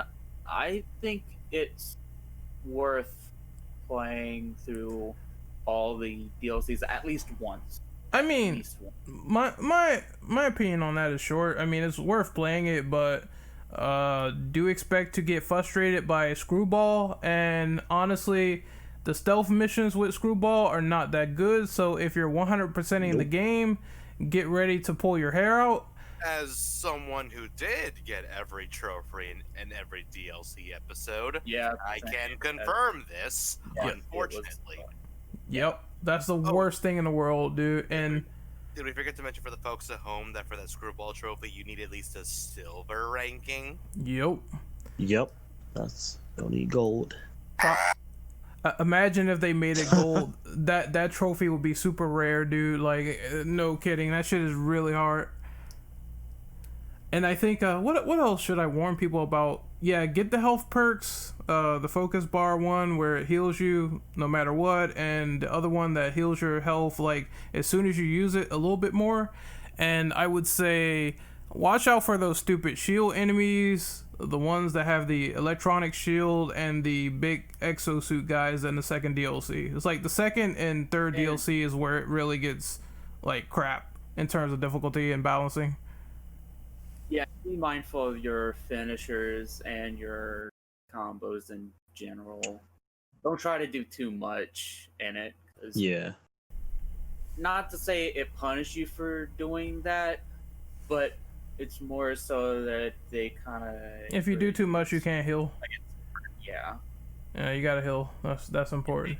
Yeah, they want you to play smartly, not just charge in head first. Because, But I think that answers that. There's one thing we've got to talk about for the DLC, and it's kind of a great thing. And oh my god, more of this. It was only one time though. During the first DLC, Peter orders a pepperoni pizza. I guess supposedly a reference to Spider-Man 2 with the pizza thing. And then while Peter's eating his pizza, you got to play as MJ for one last stealth mission. That's only in the game, only one time. So I'm like, okay, that's I guess it's served for story purposes, but still. Oh yeah, I forgot they did that. Wait, didn't she call him while he was eating that pizza, and you could just hear him like, oh, hold on. Yeah. Yep. And he gets it rooftop delivery and everything. Mm-hmm. Pizza time. Pizza time. All right, I guess we can move on to number 10, which is kind of loaded, so we're going to try to answer it really quickly so we can finish up. So what are your thoughts on the controversies surrounding Marvel Spider-Man? This includes Puddlegate, where users got mad that a puddle was moved, and they cited that it was graphical downgrades. The Raimi suit thing, where users complained about the Raimi suit not being available after the DLC launch, it was later discovered that there was an issue of legality to obtain the suit from Sony Pictures. And then Miles Morales, there was confusion where people did not understand if Spider-Man Miles Morales was DLC or standalone content. I felt like it was like people feeling like entitled for whatever reason, and just outraged about every little fucking It's like, thing. who really gives Honestly, a I was crap about because... Oh, sorry, go ahead. No, you're good. No, I was just gonna say, yeah, like it all of those seem really minuscule. Well, it's like, who really cares though? Because the game looks gorgeous already. I know it was one dude freaking out saying that Spider-Man PS4 was trash and he was getting rid of his limited edition because the Raimi suit wasn't in the game. And I'm like, dude, you are way too over exaggerating with this. Whoa. Hey, they don't want it. I'll take it. I'll I was take about to it. say, it Yeah. was a great game. Like, I mean, you have all these other suits that you can play as, like, or unlock, use, but everything else just sounds pretty entitled, I guess. Like, it's not that serious. I will add on again to that game is already gorgeous statement, and this is from a guy who played it. Like, I played the main game on an original PS4, as in like first model, and it still looked that good. This is without the pros boosty crap. I'm gonna say, like, real quick, Puddlegate was dumb because the game looks amazing. It looks incredible. They just moved a fucking graphic on the ground and people made a big deal about it. But once again, you know, some people online, they don't understand that you move something, it means graphical downgrade. It's like they don't have the context to everything. So I thought that was a wash. It was funny that Insomniac made fun of these people by putting puddle stickers in the game. Like we said earlier, that was absolutely hilarious. For the Raimi suit, I mean, it's just red tape, you know. Sony Pictures and PlayStation, they're not the same entity, even though they're owned by the same parent company. Like, there's obviously things that they cannot get immediately, and I assume, you know, you got to go through Sony Pictures, you got to go through Sam Raimi.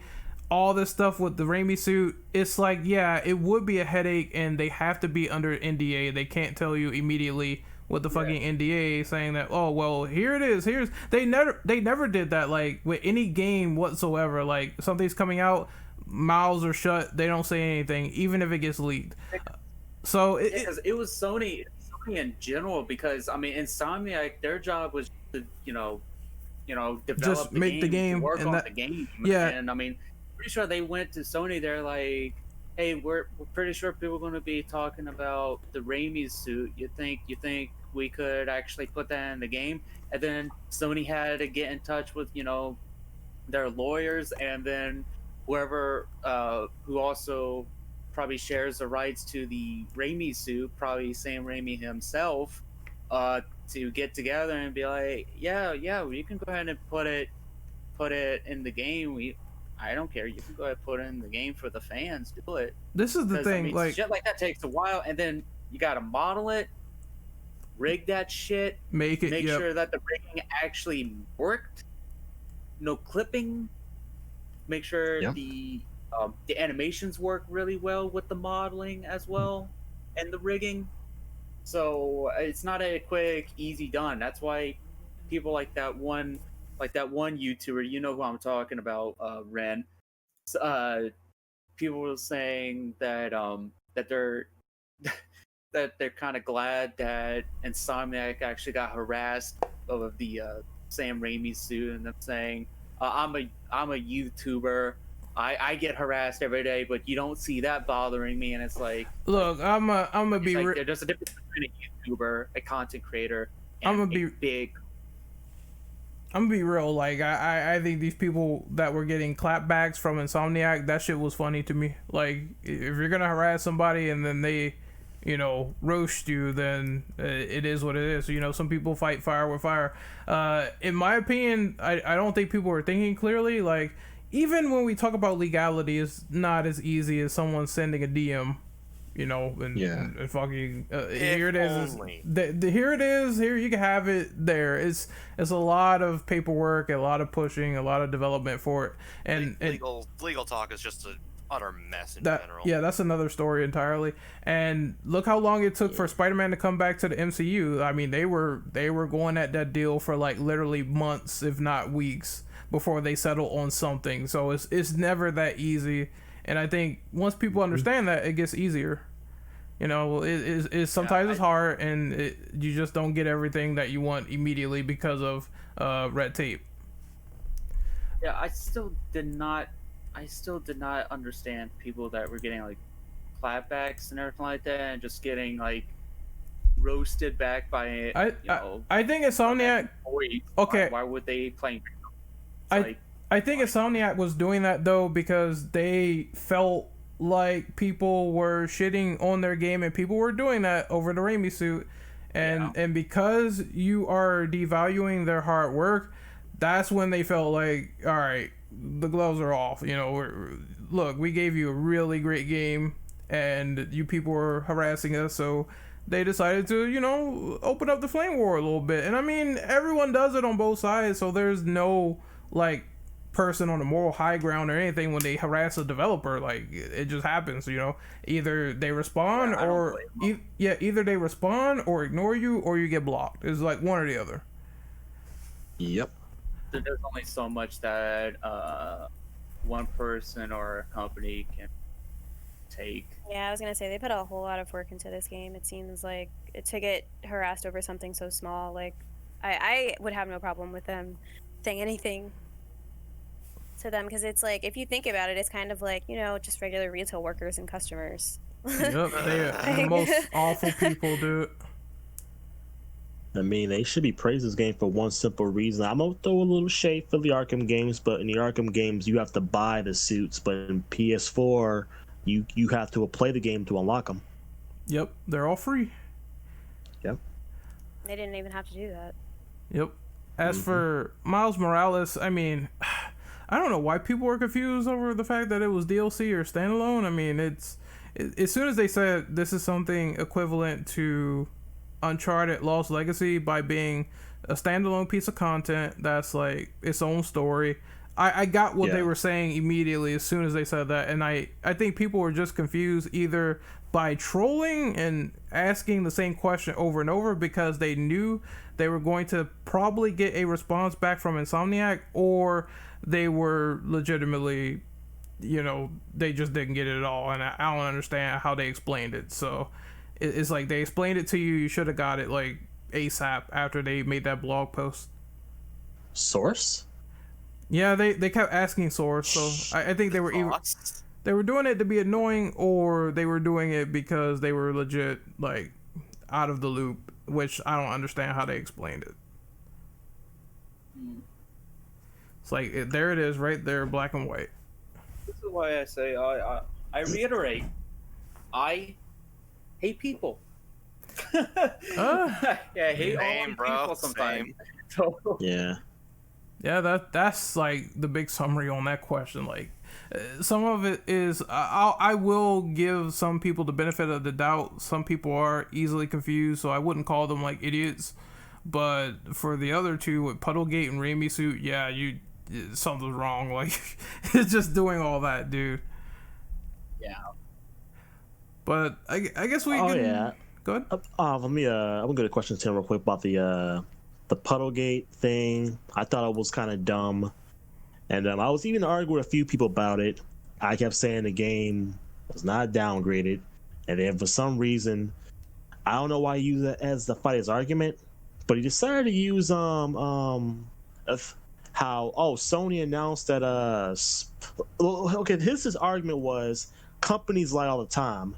So he used an example of Sony announced they're working on Spider-Man 4 that was a couple years ago to compare the whole Insomniac thing. I'm thinking like, dude, that's like two different divisions. Yeah, what are you doing? It's two different things as well, because when Spider-Man 4 got canceled, I don't think they were expecting it to be canceled, but as time went on, as soon as Sam Raimi was like, you know what, You guys have your own thing. I don't want to fast track this movie. I'm done. Yeah. That's when they said, we appreciate your ventures. We're moving on to the next thing. It's not like the deal fell through. It's just that they were waiting to get this suit and people didn't understand it and they were impatient. It's not like Insomniac completely walked on PlayStation and then it's like, well, there's no Raimi suit because we're not working with those guys anymore. That's not the same situation.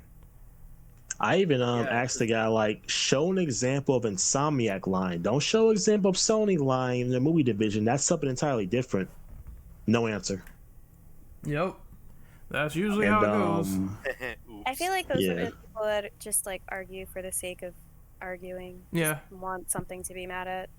No real evidence or anything. Just let's compare these two things where it's it doesn't even make sense on the other side.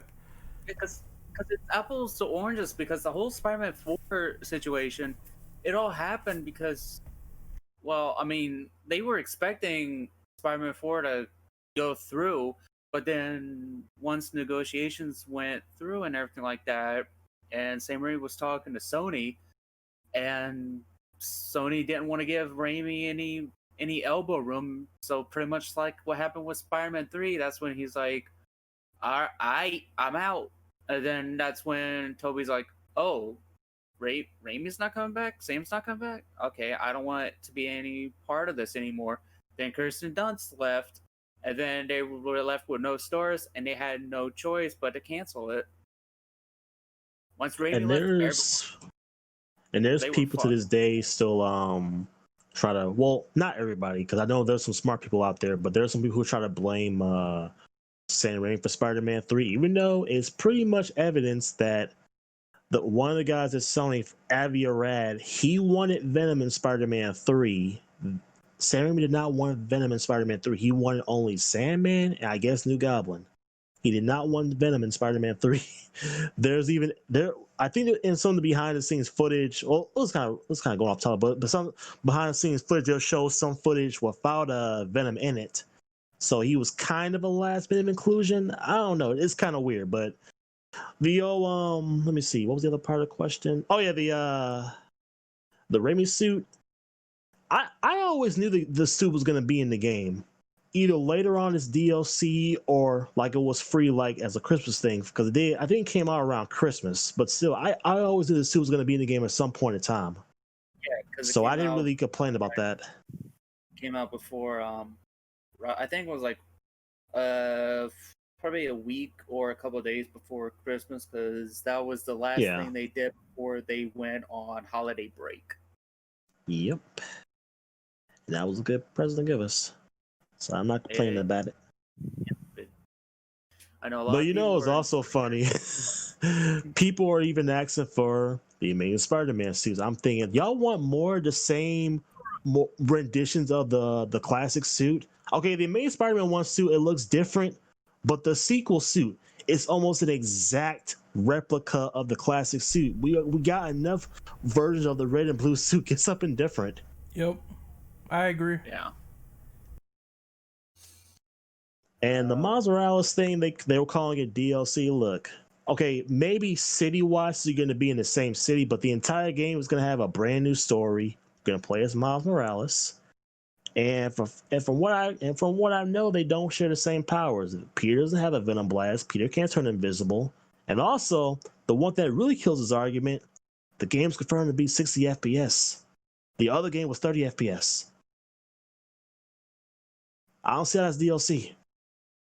And also, given the length of time with it as well, it's longer than any DLC I've ever heard of.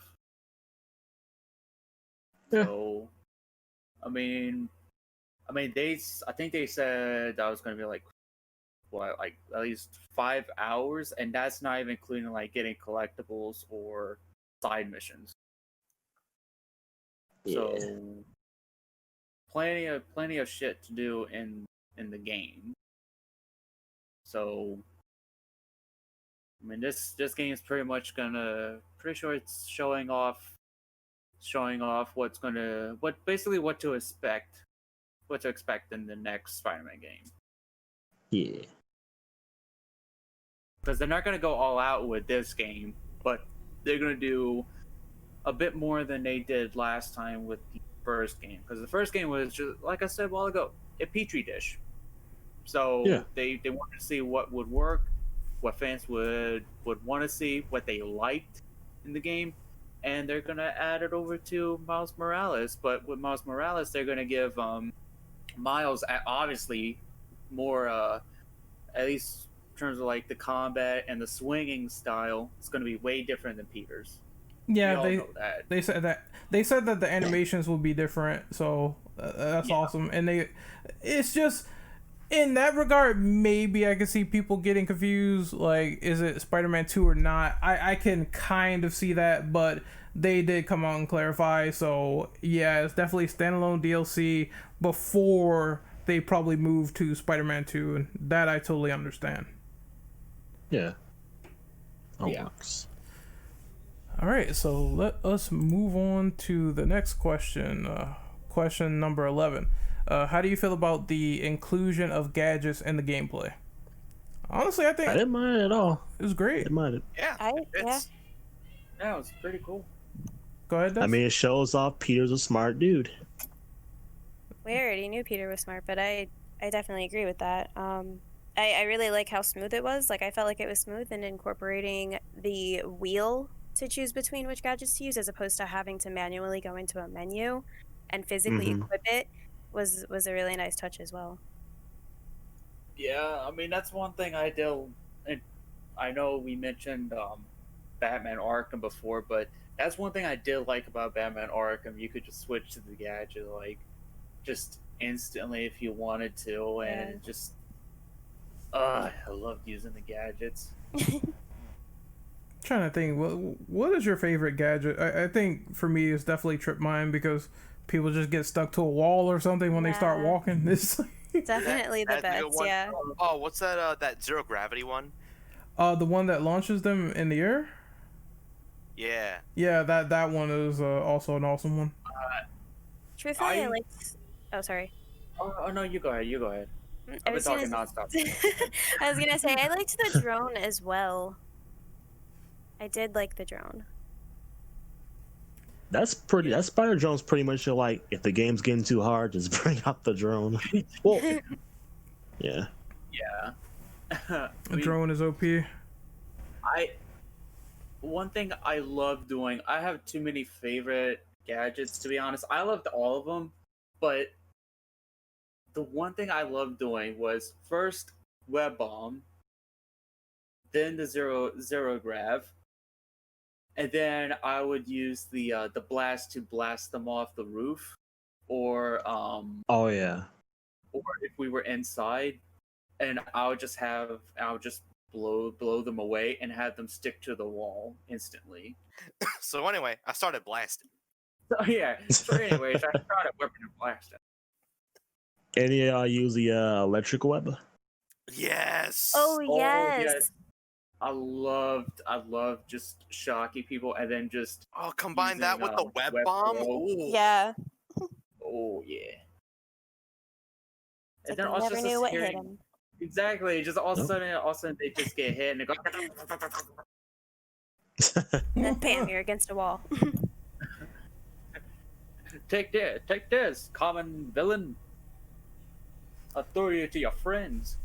And if I can, like, just do a little side thing, I mean, there's also the perks. Like, my favorite perk is the one that does quad damage for sure, because some of these enemies are resilient in this game, and I want to knock them out quickly, and that's just that does wonders for me.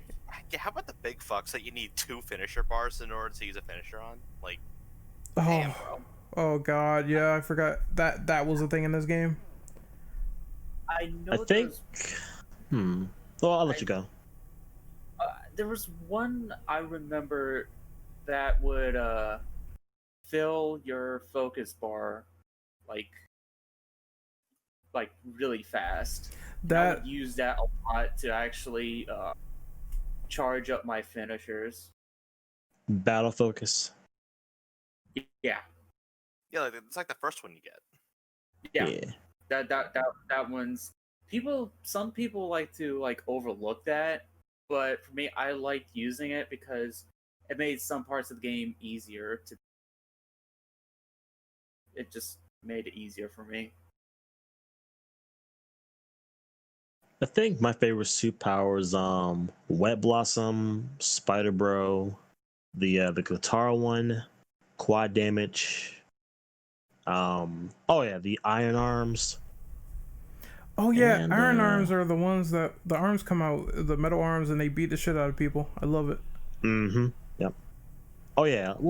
Arms races pretty much just electrocutes everybody in front of you. I never used the Quips one, but I've seen it. That was pretty cool. I just like doing it because it's Spider-Man talking shit to people, and that's classic Spider-Man stuff. When he's not serious and Mary Jane or Aunt May or someone else important to him isn't in danger. Mm-hmm. But is everyone done on the power-ups and gadgets? I think so. So we're going to end this podcast with the final question, and then we're going to do outros.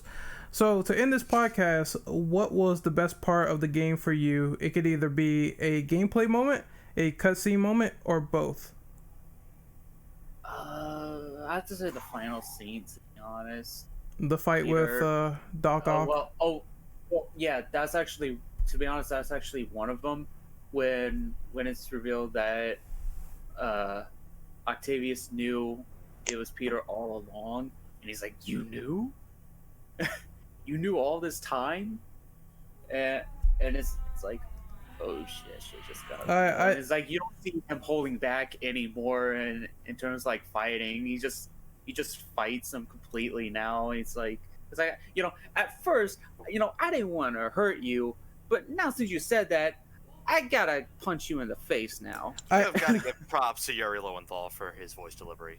I love that fight because it showed, especially William Sayer. Yeah, I love that fight because it showed how desperate Spider-Man can get when everyone important to him is getting sick or in danger, and I think they were due to the virus that was going around, and he needed the cure. Dragon's Breath. Yeah, Dragon's Breath. Devil's Breath. Oh yeah, Devil's Breath. Oh, I'm thinking about Call of Duty. Damn it! Now you got me confused. Dragon's Breath, Devil's Breath, they both stink. I think only one time Yuri Lowenthal's performance as Spider-Man was kind of wonky when he was poisoned by a scorpion. Oh, that's the scene where they do the sort of Arkham City hallucination, and you have to jump through all that stuff. Yeah, that was a trippy part of the game. Yeah, that's what I love so much about the Arkham. I loved going up against Scarecrow, or I loved having to go through the shit Scarecrow set up. Yeah, like I don't know. I mean, for me, I don't know. It's just something about the whole final part of the Doc Ock battle. Just, I mean, the realization that Otto knew it was him all along, and that he just didn't care. He didn't care if he got in his way; he was still gonna hurt him. Or well, if it had a choice between hurting him or letting him go, everything like that, no matter what, Otto would hurt him just to get what he wanted. And he's like, you were my mentor. You're my mentor. I cared about you, Otto, and this is how you repay me. This is how you treat me in response. And it's like, I stayed by you all this time, and yet you're doing this to me. And it's like, God damn, you're about to make me cry manly tears, man. and then the final scene though, with Aunt May, that is the one that broke me. I was live streaming it the first playthrough, and I'm like, yeah. I'm like, God damn you, Insomniac. That was definitely it for me, and I think that was such a good scene because he had to, that was a moral decision that he had to make, is do I need to save the last member of my family essentially, or should I say, like, you know, like he'd be on his own. Or like, do I save everyone else, you know? Yeah, and it was even more heartbreaking when, well, he find out that May always knew that it was Peter who was Spider-Man. Mhm. That made it even worse. It's like, is she new too? God damn it! All these feels. I don't know what to feel. Fuck the ending to this game, and not in a bad way. I'm saying in an emotional way, because that was heart-wrenching, dude. Yeah, it really, really was. It's like you weren't expecting it because Aunt May was just introduced in this game. You thought if they were gonna kill her off, it would probably be like in the second or third. You're like, nah, the first game. Right. Get them feels out. I heard was around that definitely it Marvel for was me. fighting that for like months on end, but they just like gave up and let Insomniac do it. Oof. Yeah, It's true. And you would think that they wouldn't, because again, that's it. Like, Peter is alone now, you know what I mean? Like, Well, they pretty much already set up that no one's immune with plot armor anymore. No one's immune. It's like, if they have a chance to die, they're gonna die. Okay, so I do like the whole fact of when Aunt May died and how well it was done. I really thought it brought up that whole situation of responsibility, because it's like, oh, am I going to save Aunt May or save all the other people? You know what I mean? It's like personal matters or the weight of half of New York like falling to the devil's breath. So I thought that illustrated the choice of great power, great responsibility really well. that is a really good summary. Yeah, and now imagine in this game, this is kind of a shot at One More Day. What if Peter made the deal with the devil to bring Aunt May back instead of using the cure? Oh God, that would have been terrible. That would have completely ruined that whole scene. One More Day. Oh my God. That would have been Spider-Man is not selfish. Like, I don't know why they would make that story, but it's in history books, and it's honestly getting roasted for what it is, rightfully so. Yeah. Yeah, I mean, I just posted in the chat, man. That's how it was after Spider-Man PS4, man. I literally put my controller down. I opened up my curtains to my room and I just looked outside. I'm like, what is life? That's some high-key metaphorical stuff. Oh shit. I mean, if I could divert from the ending for a second, I would say the opening, the opening part of the game is actually a really good first impression. Oh yeah. I mean, just him getting ready for the day, the radio broadcast saying, "Yo, we got Kingpin, let's get this guy," and then when he's suited up, jumps out the window, and you just have to press the button, just press the R2 button, start the game. It's seamless too. It just jumps from the cutscene to being able to play him like seamlessly. No cuts or anything like that. It's just I'll agree. perfect. I love how we're there with games where they could just seamlessly transition from cutscene to gameplay. Because it was exactly like the same thing that Call of Duty Modern Warfare did. Actually, funny thing, they had the cutscenes, and then once the cutscene was finished, it seamlessly like went right into like first person. Uncharted 4 had like seamless cutscenes to gameplay too. Yeah, I love that. That makes it even better play. But you're bringing that up. Why did they make the beginning so hype, so exciting, but why do they have to make you feel so miserable at the end of the game? Like, damn it, May. Well, welcome to a superhero story. Yeah, Man. it's not a superhero game or movie if Yeah, that was me. a parent doesn't die. That was me. That definitely was me. I literally just sat in silence, just thinking, Sad kitten on the controller. What Yep. happened to me? That almost got me. Weird. Almost got me. Almost got your boy. Okay, that was weird. I got disconnected. I gotta list my Discord. favorites. Yeah, I have a Discord. Favorites was the beginning, your first fight with Kingpin, and after Octavius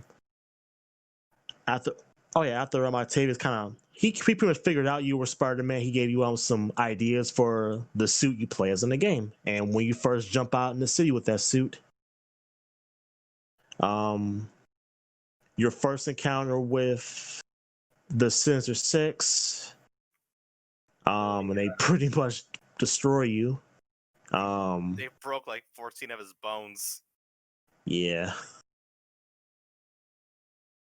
I would say, for I didn't really care. Well, I didn't really care for the boss fight that much with the Sinister Six, but I would say the one with Mr. Negative towards the end was pretty cool. The second fight. Also between that fight when you when Otto was beating you down, and he took the anti-serum and Osborn. And when you when Peter, I don't know how long it took him to make that suit. Maybe he just had the idea of the antibiotic suit, because it kind of felt like maybe he had ideas for that suit in between the advanced suit, because I don't know, it just felt kind of like, dang, you made that suit so quick. Maybe you're just really good at making suits so quickly, or maybe you had this idea but you never like fully utilized the that suit yet. So I don't know. Yeah, because I know you could actually. I know you could go back to Otto's lab a lot in the game, and there was Mhm. one moment where he actually ended up, back when he starts like going crazy, and starts losing his sanity pretty much. You see the designs of his mechanical arm. Right. And I'm thinking canonically, maybe even though like the player, even though it's optional to actually go back to Otto's lab, maybe in the canon lore, maybe Peter ended up going back to the lab and he saw those images of the picture drawn of the mechanical arms on the whiteboard, and he's like, this kind of material, I can be really, really flexible with this against certain opponents. Maybe I can turn this into a suit, something more to look into when I have time. So that could have been also. I think, because I do remember that was one good detail I liked. The fact that you could go back to Otto's lab and also pick up tapes of like his lab journal, and just see his slowly like gradual like downfall and everything like that. So Yeah. Oh yeah, there was some more favorite scenes I actually forgot to mention before those. I don't know. Seeing Grand Central Station in PS4 got me hyped, because in the first Spider-Man movie game, you fought Shocker there, and seeing that like going from 2002 to 2018, I was like, "Geez, but we went a long way." I remember seeing that comparison picture on Twitter. Yeah, I'm like, damn, we've come far. very far. oh, don't forget, guys. Everyone's favorite scene, the lovable but gruff Spider Cop. Oh yeah. Definitely the best. Definitely my favorite. Especially Yuri's reaction, like, oh, not this You can again. tell that she is so tired of his shit. My favorite part was the call at the end where she was like playing along with it, and he was like, "Really?" Mhm. And then she gets in the way. I just love that part. Yep. I It's find it even funnier. funnier when you realize that, like, she's with Tara Platt, and yeah, they're married in real life. So it's like, oh, Yeah, that's what I was about to mention. Like, yeah. it's funnier when you when you think about it, it's like what if these two actually have like some kind of interactions like this in real life? All of a sudden he'll say something like that and she's like, oh, not that again. Hon, I gotta play Spider Cop, with the waffles. I'm the good cop and you're the bad cop. Oh no. It's just something dumb like that. I don't know. Oh yeah, there's one scene you guys actually none of y'all mentioned this. I thought y'all would probably put this in your favorite scene. Spider-Man's first interaction with Miles, and he teaches him self-defense. Oh, and he punches him. I forgot about that. Yeah. He's Dude, like, that oh is shit. such a wholesome scene. Yeah. And his reaction, he's like, this guy knows how to he can punch, huh? I was laughing so hard when he punched him. It was like, oh shit, well, maybe I shouldn't have asked him to deck me. It is kind of funnier with alternate suits, like especially when he has the armor suit on. It's like, geez, he put a dent in your suit, man. Yeah. That was so fun, but I think we gotta wrap up and do these outros because we're going on like 2 hours now for this podcast. So Yeah. I'm gonna outro myself first. You can find me on social media at RenOperative_. You can find me on YouTube at Renegade Operative. Obviously at the Infinite Ammo Syndicate. We recently announced we are doing a schedule now, so that's going to go into effect pretty soon.